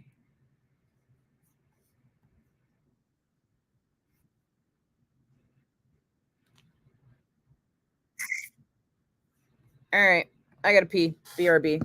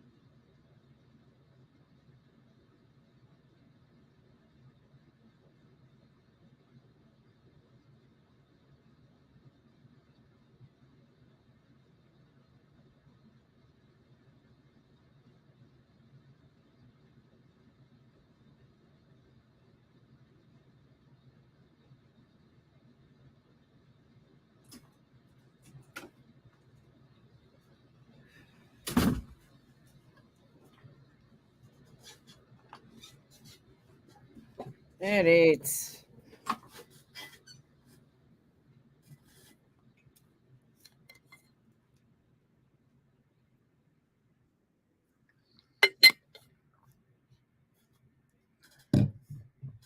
Forgot to write a few days in. Jesus, dude.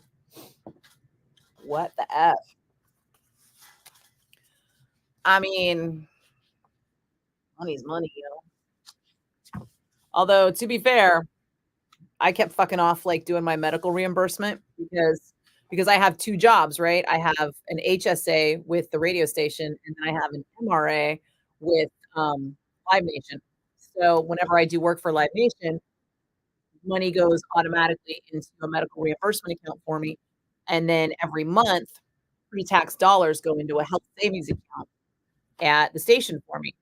So all I have to do is redeem the receipts, but it's a pain in the ass to like upload the receipt and fill out the thing for what it was. Blah, blah, blah. I didn't want to do it, and I didn't do it for like I don't know a year. So I had all these receipts piled up. But then I was doing my bills last month, and I was like, "Oh shit, I spent a lot of money last month, and I got to pay these credit cards off." Because if you don't know, I pay my credit cards off at the end of every month without fail. So if I spent the money, I have to pay the credit cards off. Period. No matter how much it hurts. If that shit has to come out of savings, I gotta fucking cash out stocks, whatever it is. My credit cards get paid off at the end of every month, no matter what. So I ended up having to spend like a whole Sunday afternoon uploading medical receipts and getting all my medical reimbursement processed so that it would come through before I was paying off my credit cards. But it worked. Yay. So I managed to find enough health reimbursement expense account shit to cover the overage that I usually spend on my bills. Let's see. Ah, that's why Shasta hasn't called. We are already ready to go already. Let's see, what's today? The 3rd. So the 4th is ready to go. Dunsies. And the 5th is ready to go.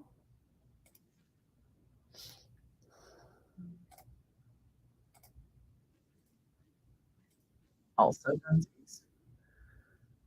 And the 6th is not ready to go. Okay, cool. Excellent.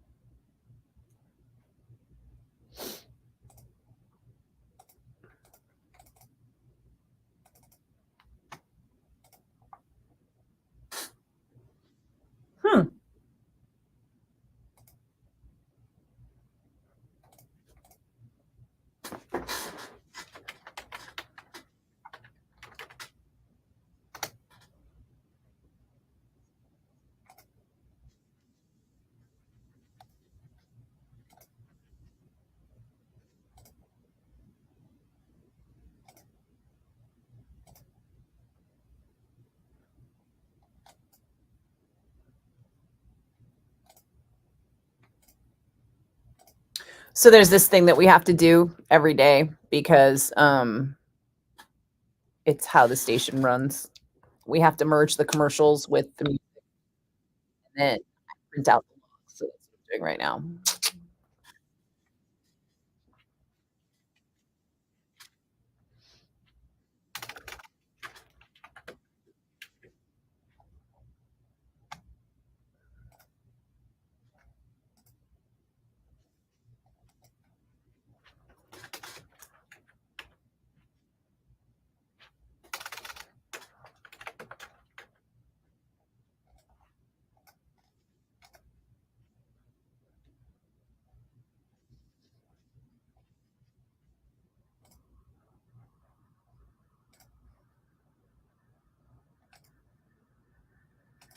Cool. I'm gonna go grab that shit off the printer. What you say now? You just looked at your folder. Yep, envelope stuff with receipts. Your photos, different sources.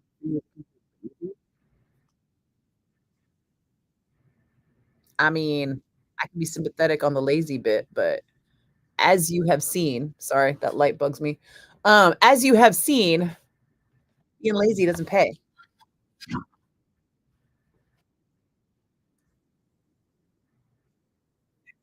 probably better. Very annoying. Yep. BRB.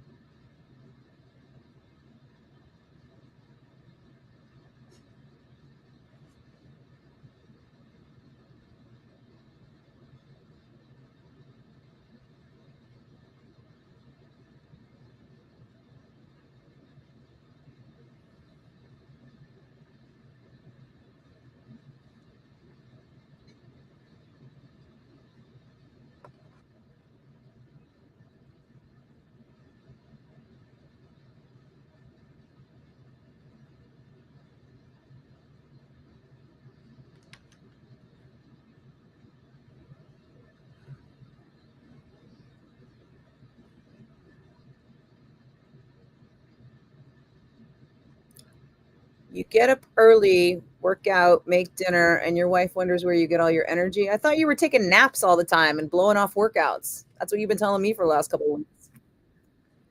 It's going to be 99 tomorrow at 3 in Dublin. Wow, that's going to be nicer than I thought. I thought it was going to be 104. Well, that's good to know. Because I'll be honest, as much as I love doing station functions on my day off, yeah, I'm torn, right? Like, part of me is like, man, it's a holiday. It's supposed to be my day off. I'm supposed to get to do whatever the fuck I want. And the other part of me is like, it's still gonna be fun. It's like a thing that I might want to do on my day off anyway, but it's not the thing I wanted to have to do on my day off. You know what I'm saying? What the fuck? Oh shit. This just fell off my chair. Dude, we have the worst fucking chairs here ever. They're such garbage.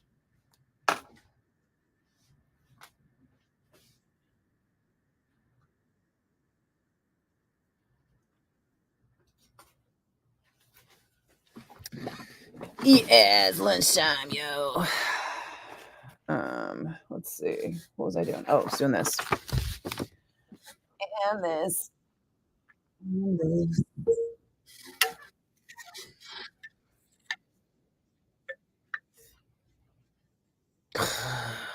Dude.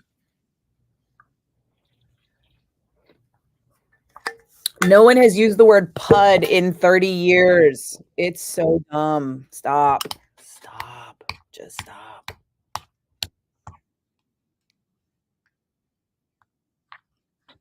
Officially out of walnuts.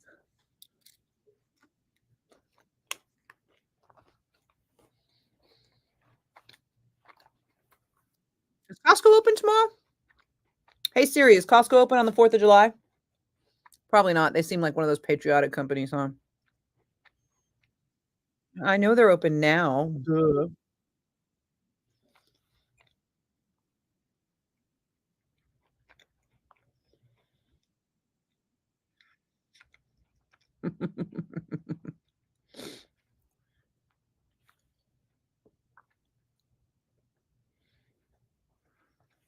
You'll like this. Today's the anniversary of me passing out in the pool. Yep. That was fun. It was back when I had the day off on 4th of July.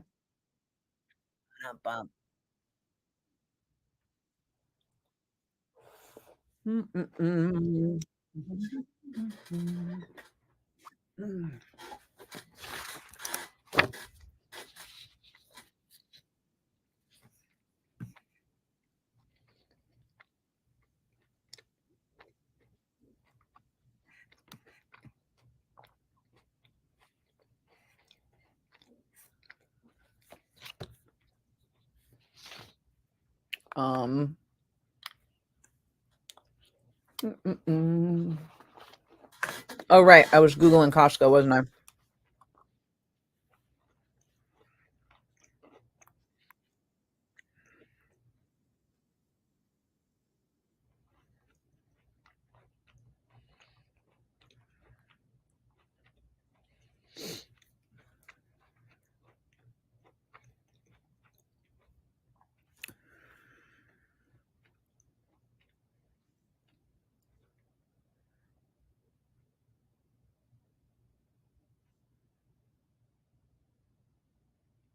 I knew it. Costco's closed on the 4th of July. Fucking patriotic companies and shit. Well, at least they pay a living wage. It's funny, Rainbow Grocery in the city is so leftist. They're closed on May 1st. Fucking metal.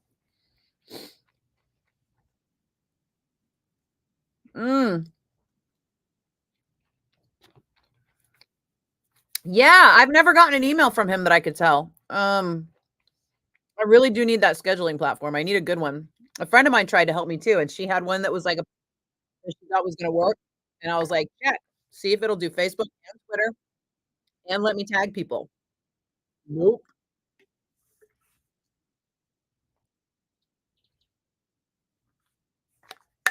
much as Facebook and Twitter are dying, that's also where most of the Bone fans are, you know? Which reminds me, I should have checked Facebook by now. It's been a minute.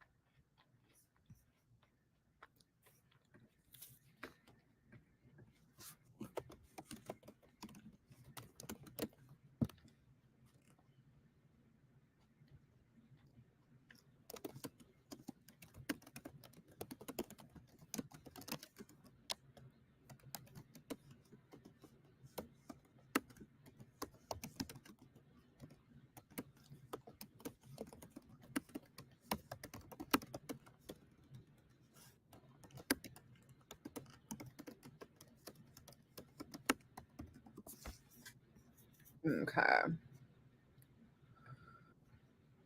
What? Oh, nope.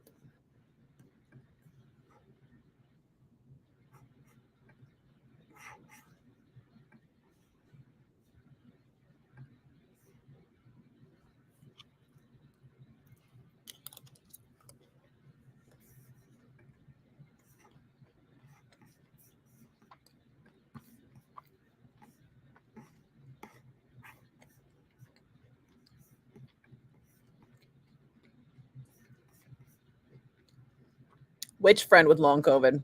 I know a bunch. You're talking about my friend who's got like the heart problems?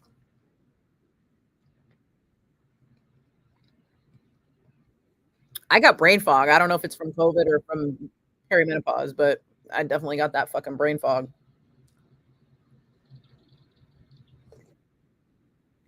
Where information just won't, I just can't retrieve it. Oh, yeah, yeah. Well, you're supposed to go see a doctor when you have a cough for more than 2 weeks. What's that got to do with COVID? Did you catch COVID and you're still coughing from COVID? That's not long COVID. That's just your body taking a long time to recover from the COVID. Long COVID would be like if you developed asthma from COVID and then the asthma never went away. Did you do the salt water like I told you? Don't make me get all auntie fucking Nikki on you. But yeah, she's in a study at Davis, and her long COVID is heart weakness.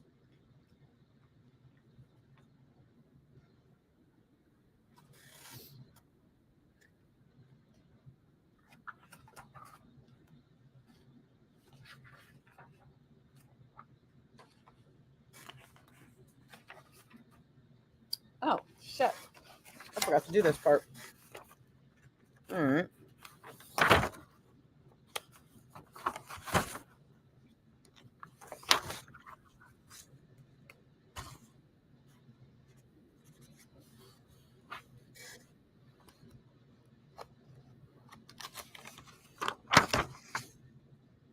You did not? Why you want to go see a doctor when you could just be like doing an Eddie pot, boiling with salt water, and getting better and saving money? Only one caller 9 this week, dude. I know. Breaking your heart, right?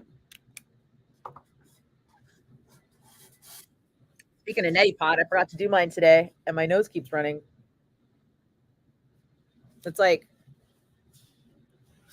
my air conditioner crapped out on me in the car for like a second.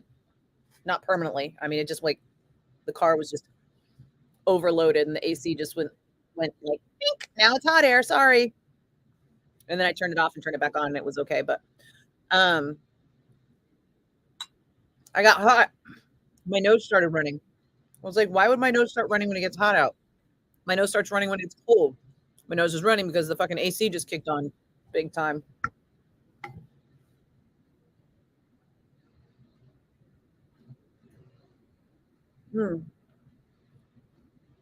Get a fucking neti pot. Do it every night before bed and every day when you wake up. And then gargle with some salt water. Same time. Use sea salt. Not fucking pink Himalayan bullshit or table salt. Just regular sea salt. It's cheap as fuck.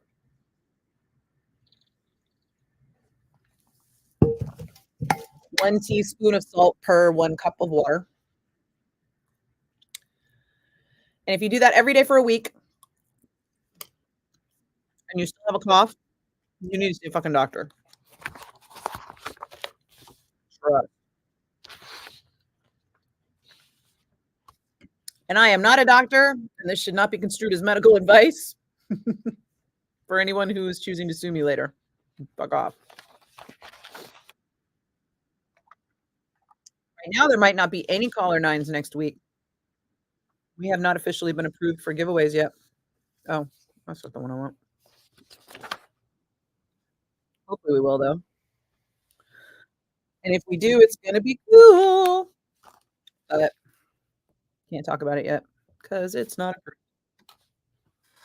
All right, where was I? Tomorrow.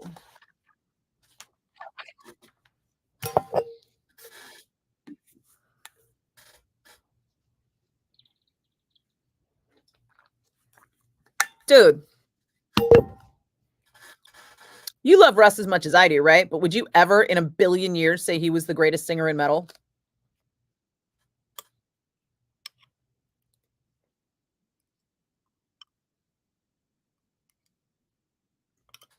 I would say he's a great metal singer. I would say he's one of the greats of thrash. But I would never say he's the greatest. Yeah, I will totally show up tomorrow in a sexy nurse costume. Fuck off.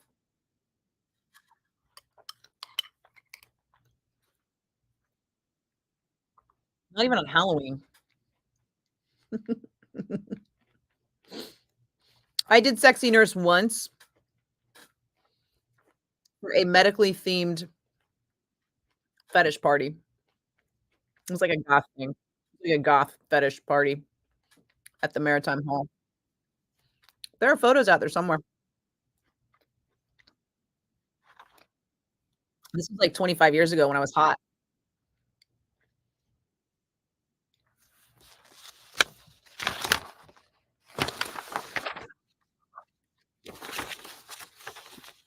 I have no idea where those photos are now. It might be in my hard drive that the tech department is trying to upload right now.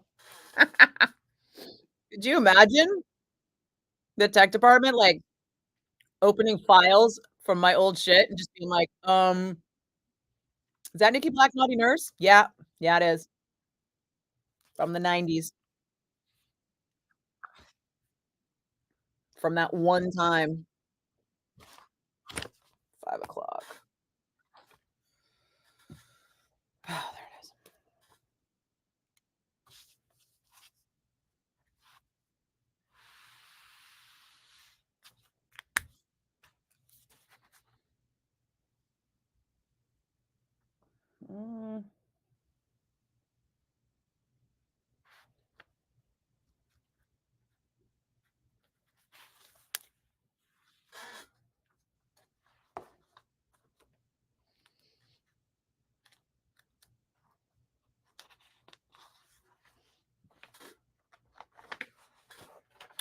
Did I tell you about that Killian shit?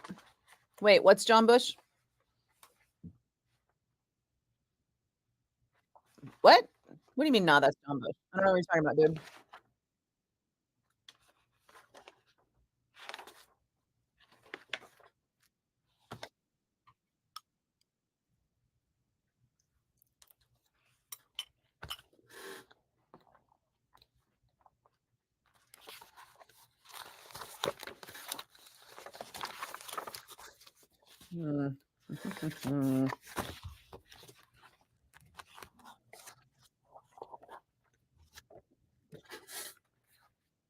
Aioli. Dude, I made like a vat of aioli last night. And then I made fucking a big old artichoke plus broccoli plus sweet potato fries. It was everything. Also, aioli's not on the diet, so don't tell the diet people.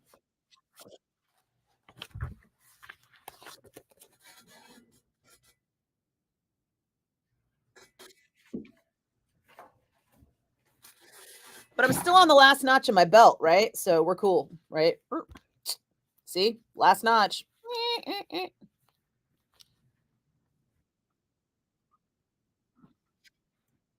Oh, dude. Sweet potato fries are the shiz and the knit, and they are so fucking easy to make. So easy. You know, it's my cooking tips with Nikki Blakk.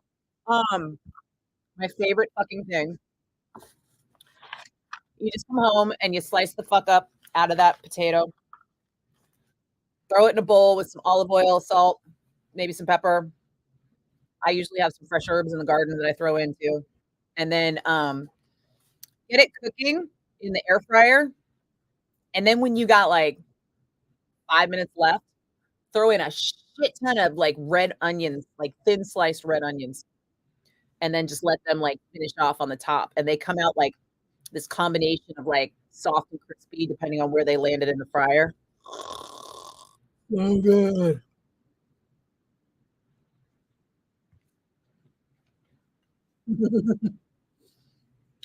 Is that because the edibles are kicking in already?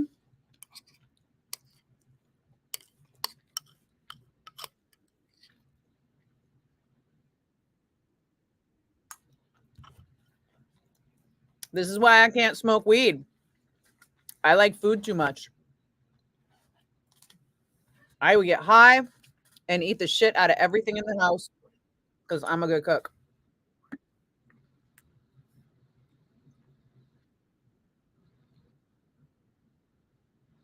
A baked sweet potato with cinnamon and stuff? I mean, sure, whatever. I mean, realistically, I mean, if you're gonna do cinnamon and the sweet potatoes, you might as well just slice them up and make the full like au gratin casserole, you know, and then you just layer them with sugar, cinnamon, butter, and layer the potatoes with that in between. Marshmallows on top. Maybe throw in a little vanilla extract. Horse tranquilizer. Mm. Oh, that's right. Wolf ate a 300 milligram edible. What the fuck happened to you after that? Is that why we haven't seen you for 3 days? That is just way too much of fucking edibles. How did you not pass out? 300 milligrams? You're a liar. You're a liar. There's no way you ate 300 milligrams and passed the fuck out. Come on now.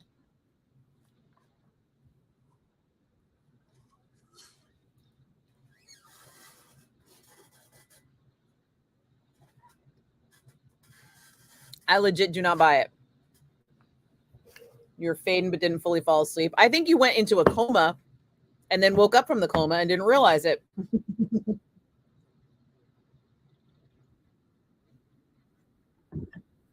I mean, what were you doing?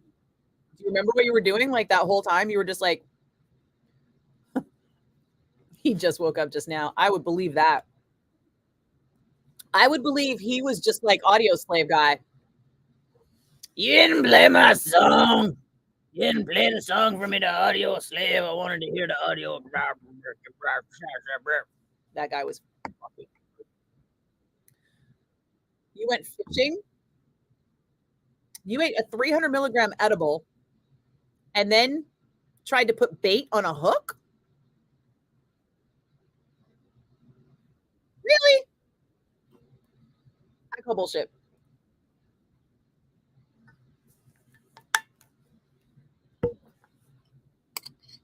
There is no way you ate a 300 milligram fucking edible and then walked out onto the water and dropped a line. Come on. Oh. Okay. So how many milligrams were you on while fishing? Something light, like 150?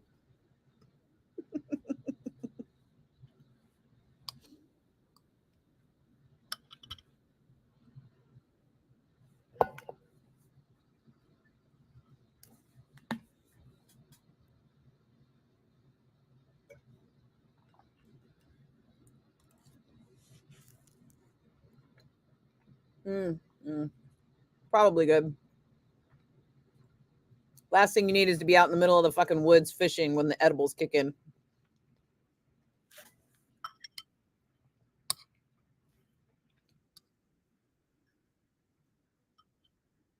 I'm just going to assume this wasn't fly fishing. Was it like lures or worms? The tolerance would go up from 300 milligrams? Like, dude.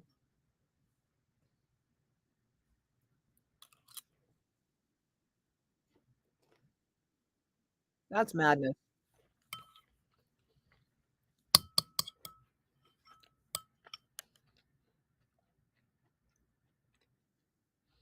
$25 milligrams put me into a fucking coma for 8 hours.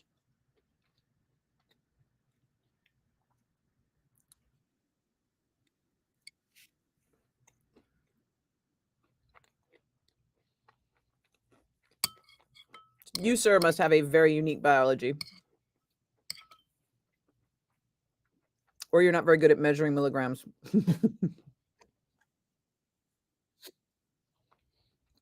You sure we're talking about milligrams and not micrograms?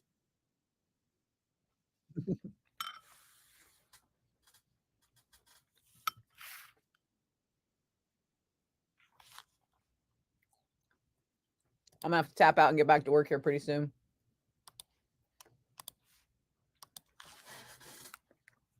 I got to do a bunch of shit for tomorrow because it's a holiday. Which reminds me, won't be here tomorrow. It's a holiday. We'll be at the Back Lounge in Dublin. You can come see me IRL.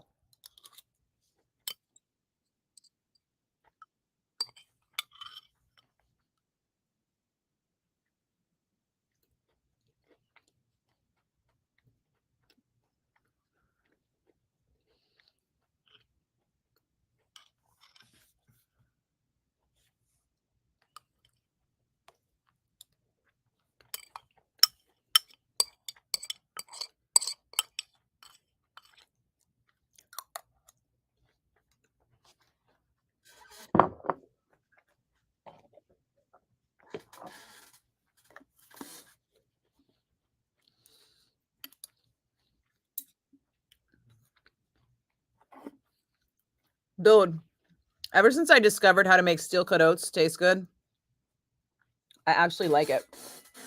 Who would have thought I'd be like an adult that liked oatmeal? I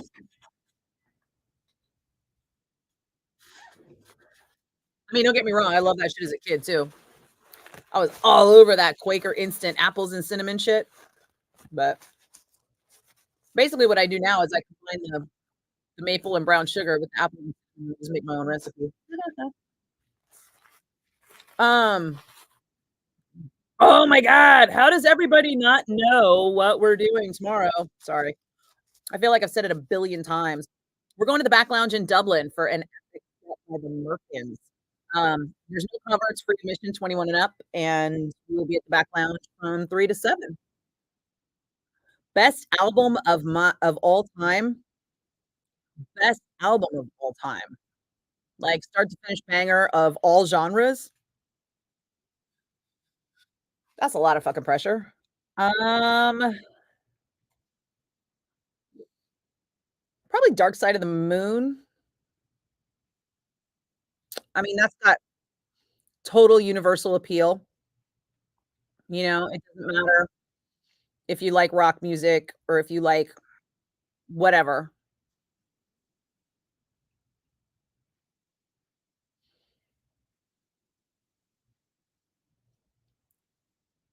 The oatmeal sticks to the ribs. Well, yeah. So what I do is I throw whole apples in the Cuisinart and just pulverize them into pulp and throw them in the oatmeal after it's done cooking, but before it cools down, and then stir that in with like some maple syrup, shit ton of cinnamon, and then I throw the walnuts on top afterwards. A little more cinnamon. Well, Master of Puppets is like the best metal album, right? But my mom is not going to agree that Master of Puppets is the greatest album of all time. But my mom is not going to argue with Pink Floyd's Dark Side of the Moon.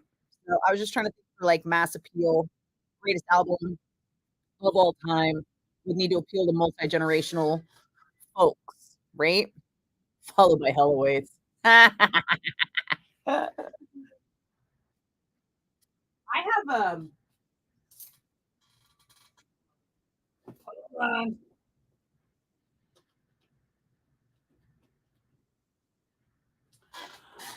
I have a nostalgic affinity for South of Heaven,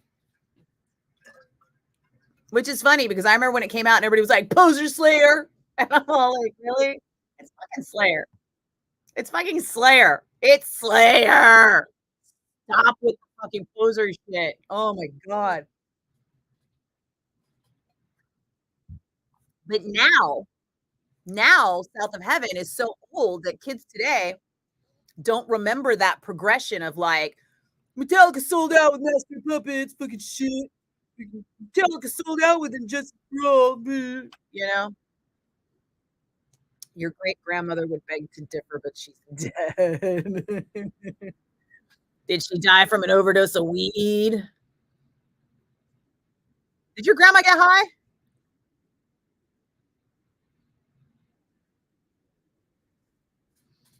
Oh, so for those of you on Twitch versus YouTube, I am on Twitch and YouTube at the same time. So I'm looking at comments from both because I have them both coming to my StreamYard. And I don't think you guys can see both. I think you guys can only see the comments that are on your one. Why does it still look crooked? I think you can only see the comments that are on the thing that you're watching through. So if you see me talking some weird shit about something to somebody, that's why. If it doesn't make sense. Come on.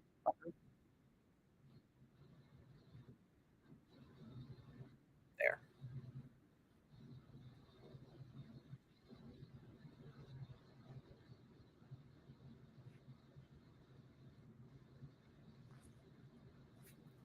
Somebody gave me one of these Tom Ford lipsticks once. And I was like, oh my God, I love this Tom Ford lipstick. It's so good. I love that shit. I want to get more. And then I went to go buy it and it was like $80. Nope. But then I found a discount store that has certain colors. So there are no chicks watching right now. And every dude was like, huh? I'm just guessing. Hang on. I got a text I got to answer too.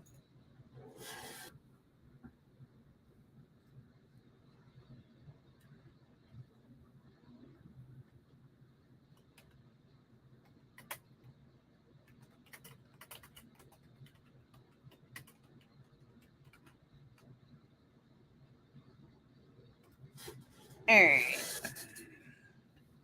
Well, thank you. I do try to always have that shit like dialed in, you know. It's the least I can do. I spend so goddamn much money on lipstick, for fuck's sake. Wait, I just asked if your grandma smokes weed and you said not yet, but she's dead?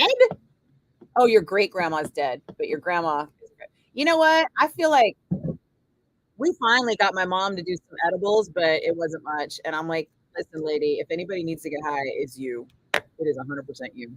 But she was like, I don't know. I didn't really notice. It's not that big a deal. I don't want to. It's expensive.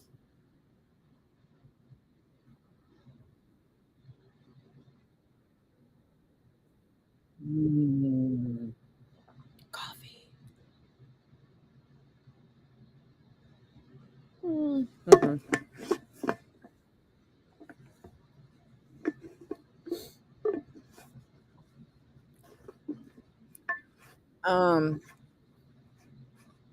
Behind the Crooked Cross. All right. Yeah, right? You can't go wrong with Slayer. There's no poser Slayer. Like, everybody's just out there trying to be something, and Slayer fans especially are just really trying to be something, and for some reason, they need to shit on other people to feel like they're being it, and I don't get that, you know? I've been a Slayer fan a lot longer than a lot of fucking Slayer fans, and they're like, "Yeah, but I fucking have every album, and I live Slayer, and I fucking carved it into my arm, and whatever." And it's like, okay, good on you. Like this whole, I think we have like an unsafe fandom culture now, where people think it's normal to be psychotically fanatical about something and they're rewarded for it. I mean, it's cool. I thought it was on the cover of Divine Intervention to have the dude with the fucking Slayer carved in his arms. That was pretty cool. Um, that doesn't mean that you have to do that to prove that you're a really big Slayer fan. You could just go to a lot of Slayer shows and buy a lot of Slayer records and enjoy Slayer. Category 7. I actually have only heard 2 of the songs so far. I haven't listened to the 3rd one that just came out. But so far, I think it's great. I mean, I love everybody in the band. Well, everybody that I know in the band. I think John Bush is great. I think Jack Gibson is fucking phenomenal. And underrated, you know? And I think that, obviously Phil is fantastic. Phil is a phenom. It's crazy how we didn't really in the Bay, I don't think we realized oh, shit, hold on, I gotta do a radio thing. I don't think we realized how really talented Phil is 20, 30 years ago. We always knew he was good. We didn't know he was as good as he is. Um, just a second.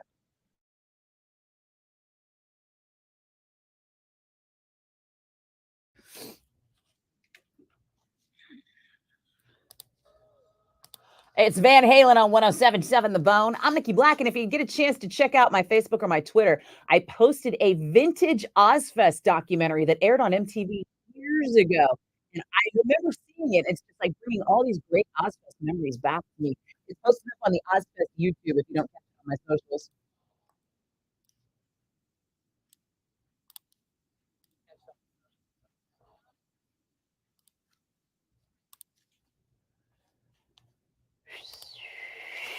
All right, let's see.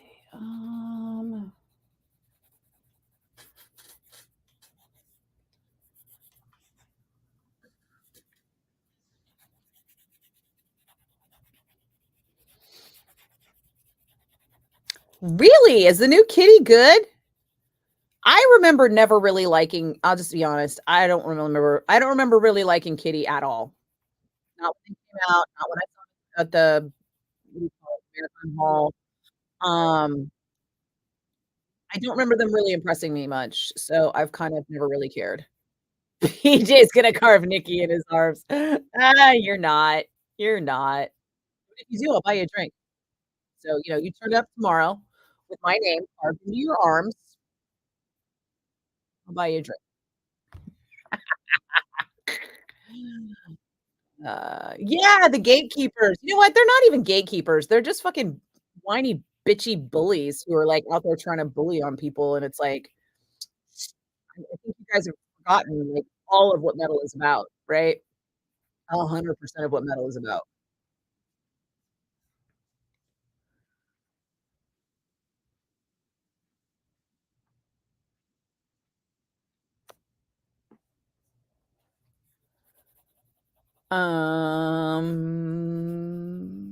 Yeah.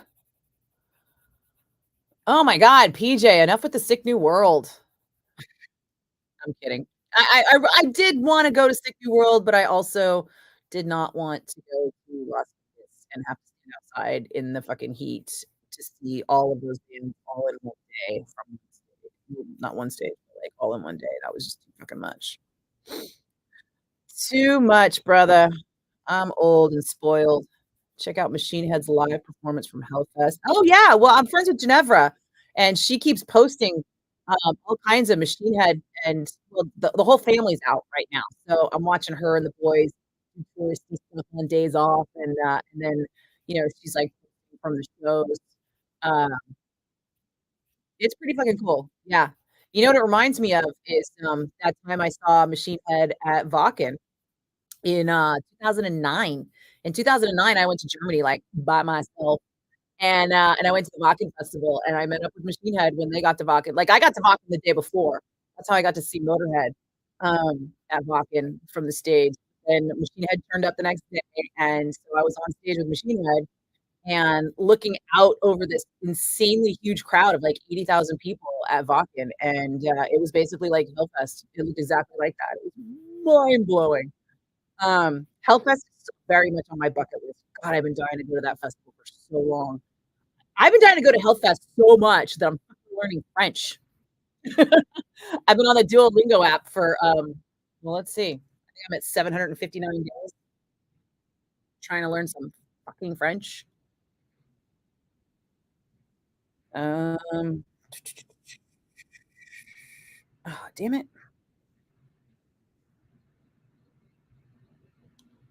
Shouldn't have opened it so soon. I lost my double point fucking thing. All right. Damn it. Where's my streak?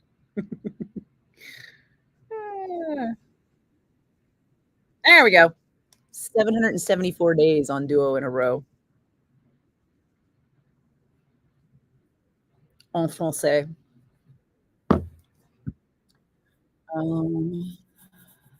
A night with Machine Head at Rock Bar before they close. Oh, I didn't go to that, but I hate driving to San Jose. I would rather fly to Germany than drive to San Jose.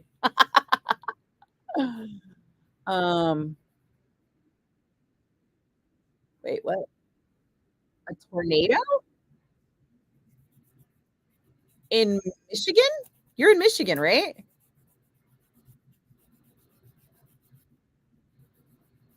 Well, yeah, but PJ, you like that new metal shit, you know? I was just never really into new metal, which is probably why I don't care about Kubla Khan or Kitty. I'm not mad at them. I don't think they're bad. They just don't do anything for me. Maybe I need to give them another chance, but for the time being, ain't nobody got time for that. You know, I hate long drives more than I hate long flights because in a long flight, I can get up and walk around and not impede the progress of my trip. Also, we serve booze, which is frowned upon on a drive.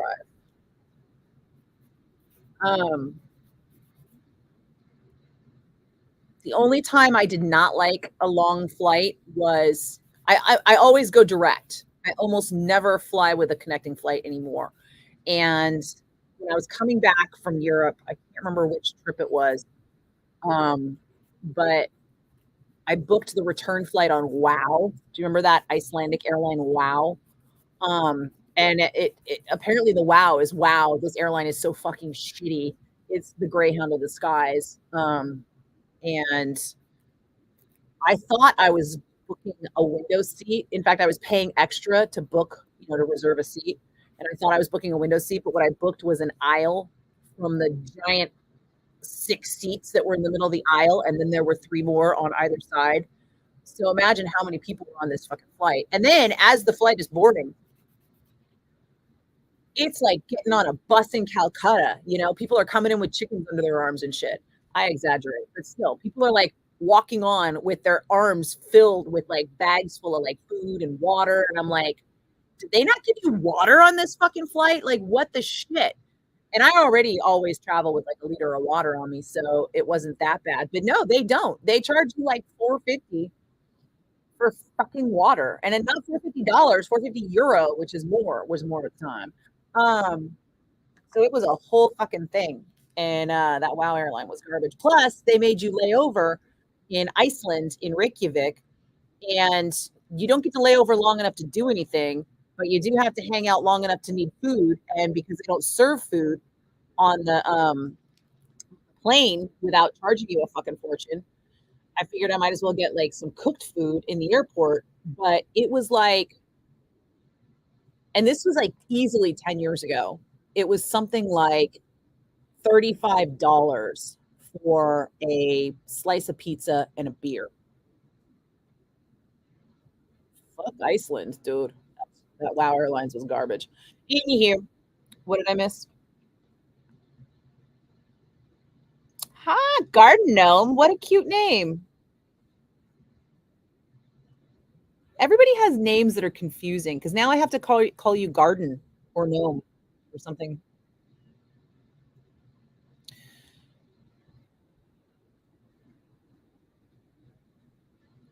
I think it was Jerry's Misfits that I saw back in the 90s. Wasn't that him that toured as the Misfits?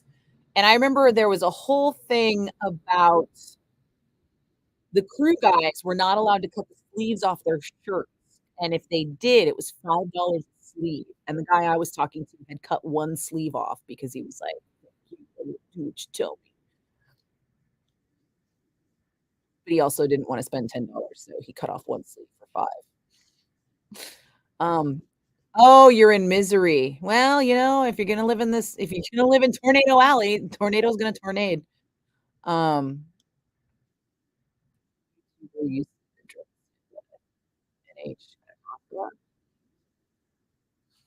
What?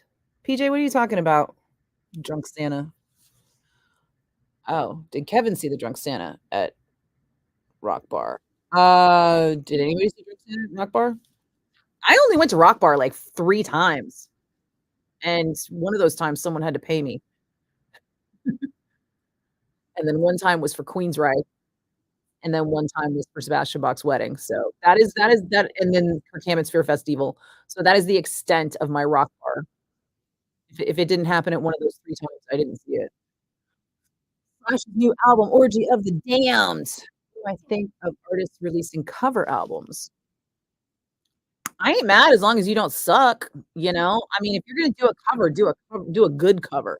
Don't just play the song exactly the way it was recorded the first time, I mean, if you listen to Bruce Springsteen's Blinded by the Light and Manfred Mann's Blinded by the Light, the Manfred Mann version is way better. So I'm not mad, I mean, if you do something good with it, then great. If you don't, well, then that's on you. Like, why would you put out some average shit? But also Slash, right? I mean, Slash could take a dump and sell tickets to it. People would pay because they're like, "Oh my god, it's Slash." Slash is a really nice guy. He's super chill. He hit on me once. I was like, "Did you just say that?" He was like, "Yeah. Nobody told me you were gonna be hot." And I was like, "Thank you." Put that cigarette out. It was weird, but it was cool.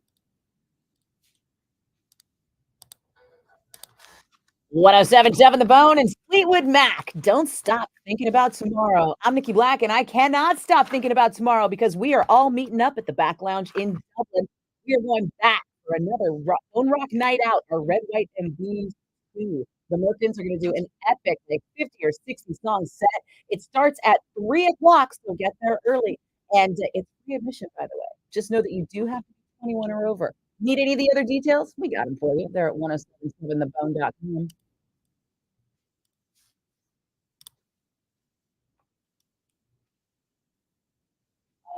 Did I do that? Why did I do that? Oh, let me fix that.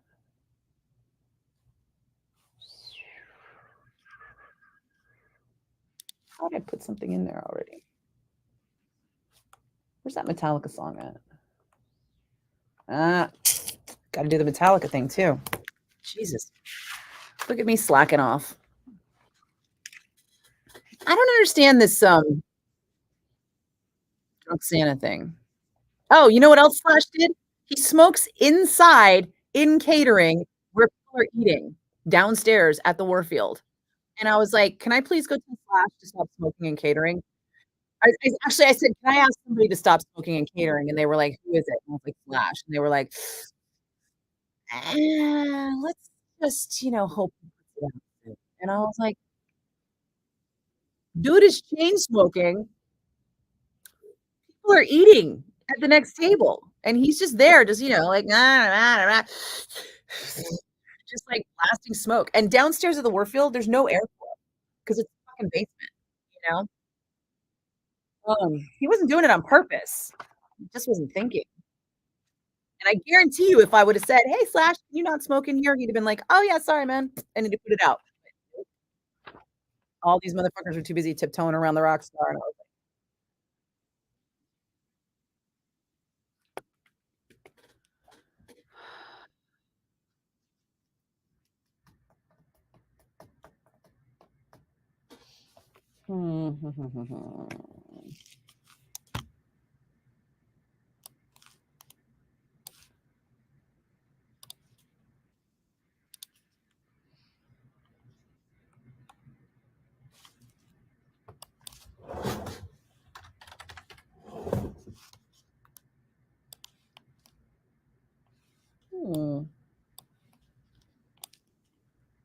There we go. That's better.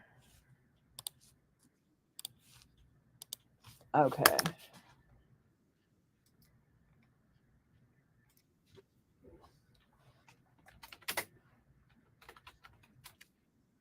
Oh, come the fuck on.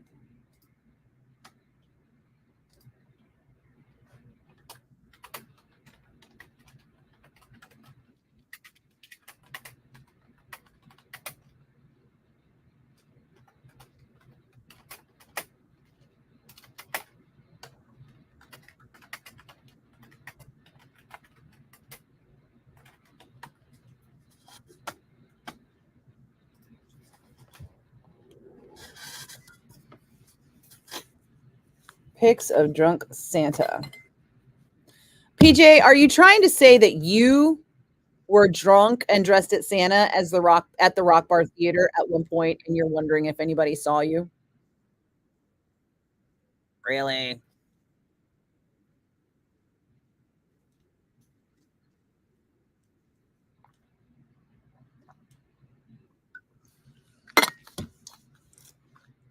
I mean,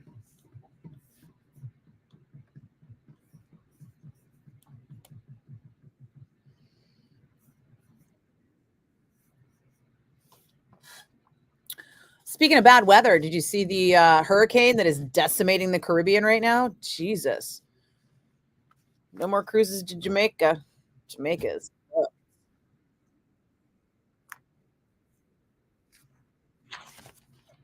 I say that just because our cruise was going to go to Jamaica, but Jamaica was like filled with unrest at the time. And so I feel like this is going to be a real problem because Jamaica was already in like turmoil and now they're going to be even poorer than they already were. PJ, literally no one cares that you were drunk and wearing a luchador mask. Literally no one. Wait, let's just double check. Anyone here give a shit that PJ got drunk and wore a luchador mask or drank out of his shoe? Comment if you care. I don't know why you keep bringing this up. It's like weird, dude. Is that your claim to fame? Because we really need to get you a better 15 minutes. We really do. You can't go around being like, Rob Flynn put beer in my shoe and I drank it. Like, can we get you something better? Plus the Santa suit. Yeah. I don't feel like the Santa suit enhances that story.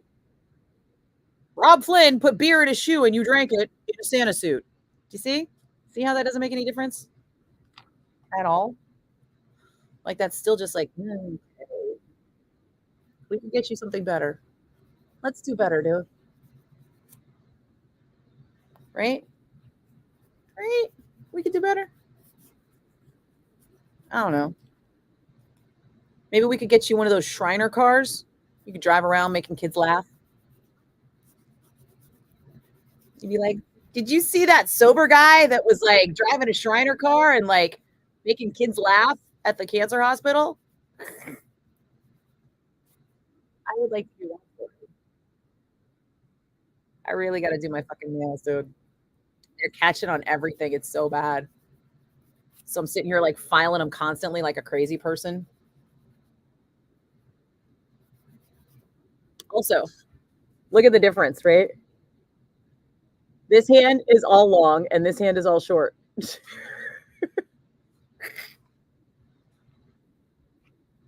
All because the chick who does my nails went home to Vietnam for like a month. She won't be back for another week or two. At Kirk's event, did I see a guy who was getting money stapled to him? The freak show? Was there a freak show at Kirk's thing? I'm trying to remember now. It wasn't the Rev, was it? I know the Reverend. Dude, you have no idea. Like all of me is like, oh no, Ann Wilson, no, not that amazing voice, an amazing woman. Please, I hope this cancer treatment goes very well and that she is well soon. But also, I really wanted to see Heart and Cheap Trick. I have literally been talking about wanting to see Heart and Cheap Trick for years. I have not seen Heart or Cheap Trick in literal years. And I used to see them every year. At the first night, there was a freak show at Kirk's Fear Fest Evil. You're talking about the first night of Fear Fest Evil San Jose, or the first night of Fear Fest Evil San Francisco? And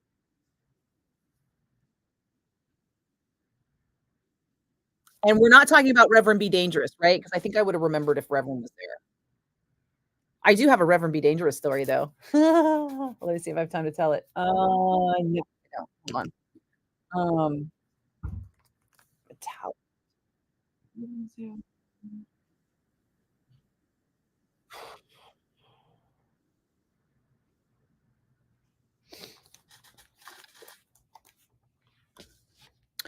In San Jose, first night. I do not remember there being a freak show off the top of my head. It was not Reverend Be Dangerous. Maybe if I saw some pictures, but you know what? I think what happened was I think I was backstage talking to the guys in Meshuggah and taking pictures with Ghoul while the freak show was happening. And I didn't really see the whole thing. But like I said, I do have a really good Reverend Be Dangerous story I can tell you in just a minute. If I come up with something to say about Metallica that I haven't said 1,000 times already. What can we say about Metallica?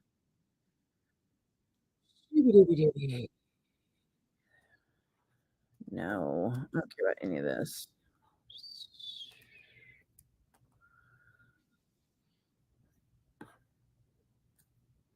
Oh, that's right. I liked this one.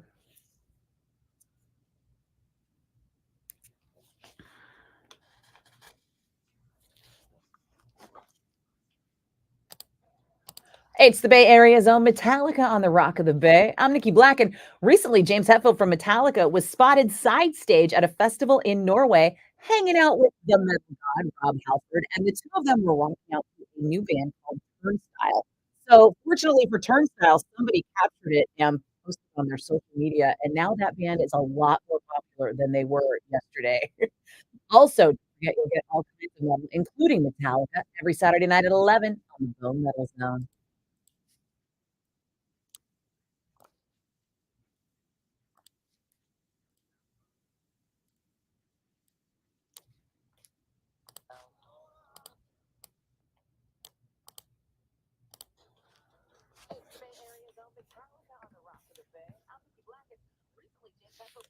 Also very much hoping that Ann Wilson is okay. I mean, honestly, that whole rift between the two of them was so bad and for so long that they finally get to the point where they can tour together and they can play together. And they booked that whole tour, and it's their 50th anniversary. Like, it's so epic on all fronts. And then Ann gets fucking cancer. Dude. So not fair. Also, Cheap Trick. I really want to see Cheap Trick. I love Cheap Trick. I almost flew to Vegas to see Cheap Trick. I forget what happened, why I didn't. Why didn't we go see Cheap Trick? I remember we kept checking the ticket prices over and over. And we were like, oh, yeah, these ticket prices are going to go down. They're not selling out. And I forget. Maybe we changed the date of the trip and it ended up going on a different day. I don't know. Yeah, I fucking love Cheap Trick. I haven't seen them in entirely too long.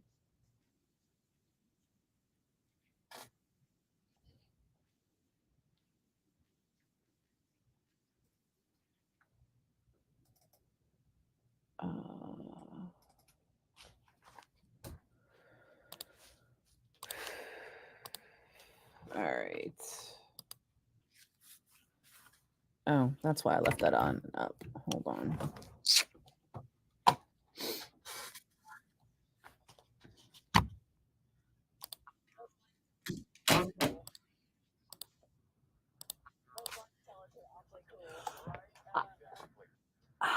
No.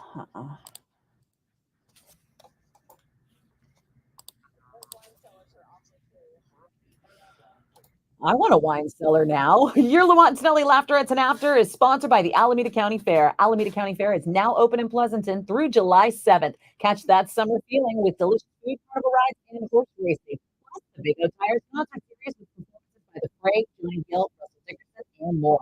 AlamedaCountyFair.com. All right.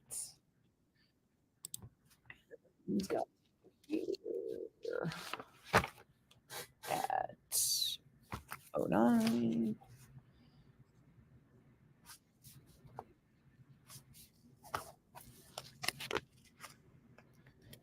Oh shit, time flies. All right. But I wouldn't like Turnstile. Turnstile aren't a new band. They're not an old band. They're new compared to fucking Judas Priest and Metallica. Dude, don't fuck with me. This bitch is not in the mood.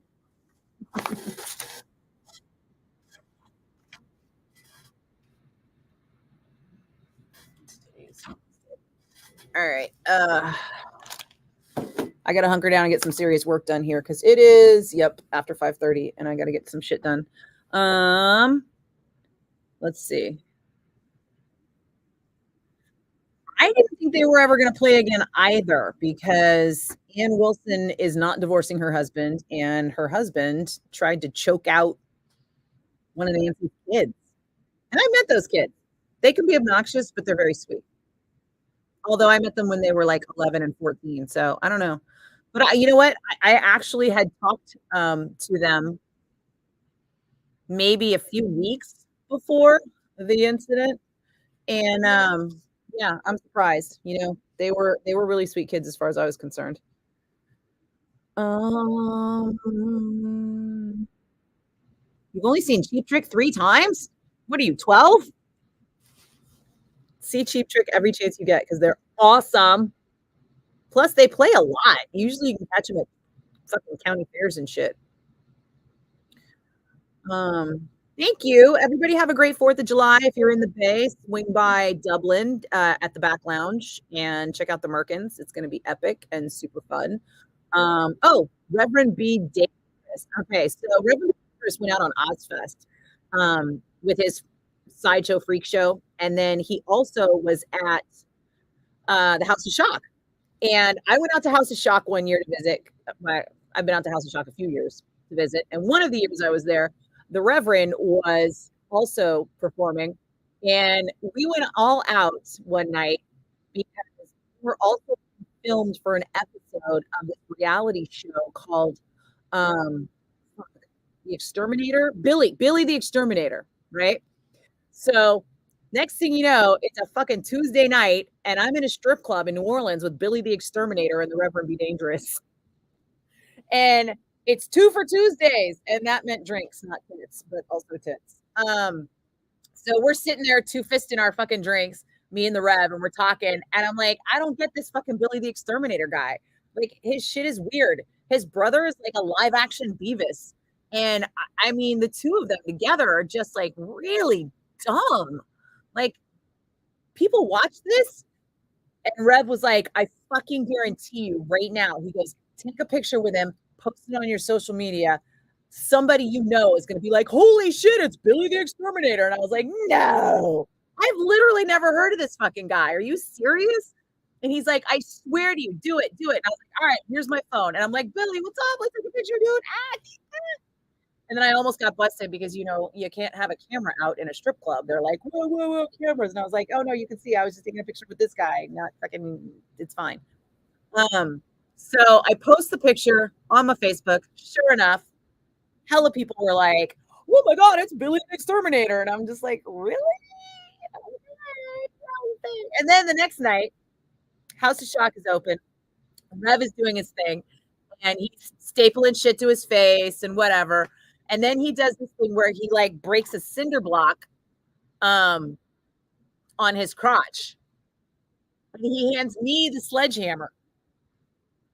And I missed. And I sledgehammered him right in the fucking thigh. I just missed the cinder block entirely. And it's not like it was a small cinder block. I just didn't know how to swing a sledgehammer. I'd never done it before. You know, it's not like we practiced. He's like, it's a sledgehammer. You just swing it like a golf club. And I was like, I don't know how to golf either. So yeah, but then he was like, all right, hold on. Holy shit, ow, fuck. He's like, okay, we'll do it again. We'll do it again. And I was like, what? I still have to do this? He's like, yeah, we got to break the fucking block. He's like, people are watching. And I'm like, all right. So I lined that one up a little bit better, and then we broke the center block on his dick. But yeah, super awkward. Reverend Be Dangerous. All right, guys. I am outie out. I will be back on Friday, right? Because I'm basically doing this while I'm on the air as much as I can. So you can meet me here weekday afternoons. Yes, my life is very unusual.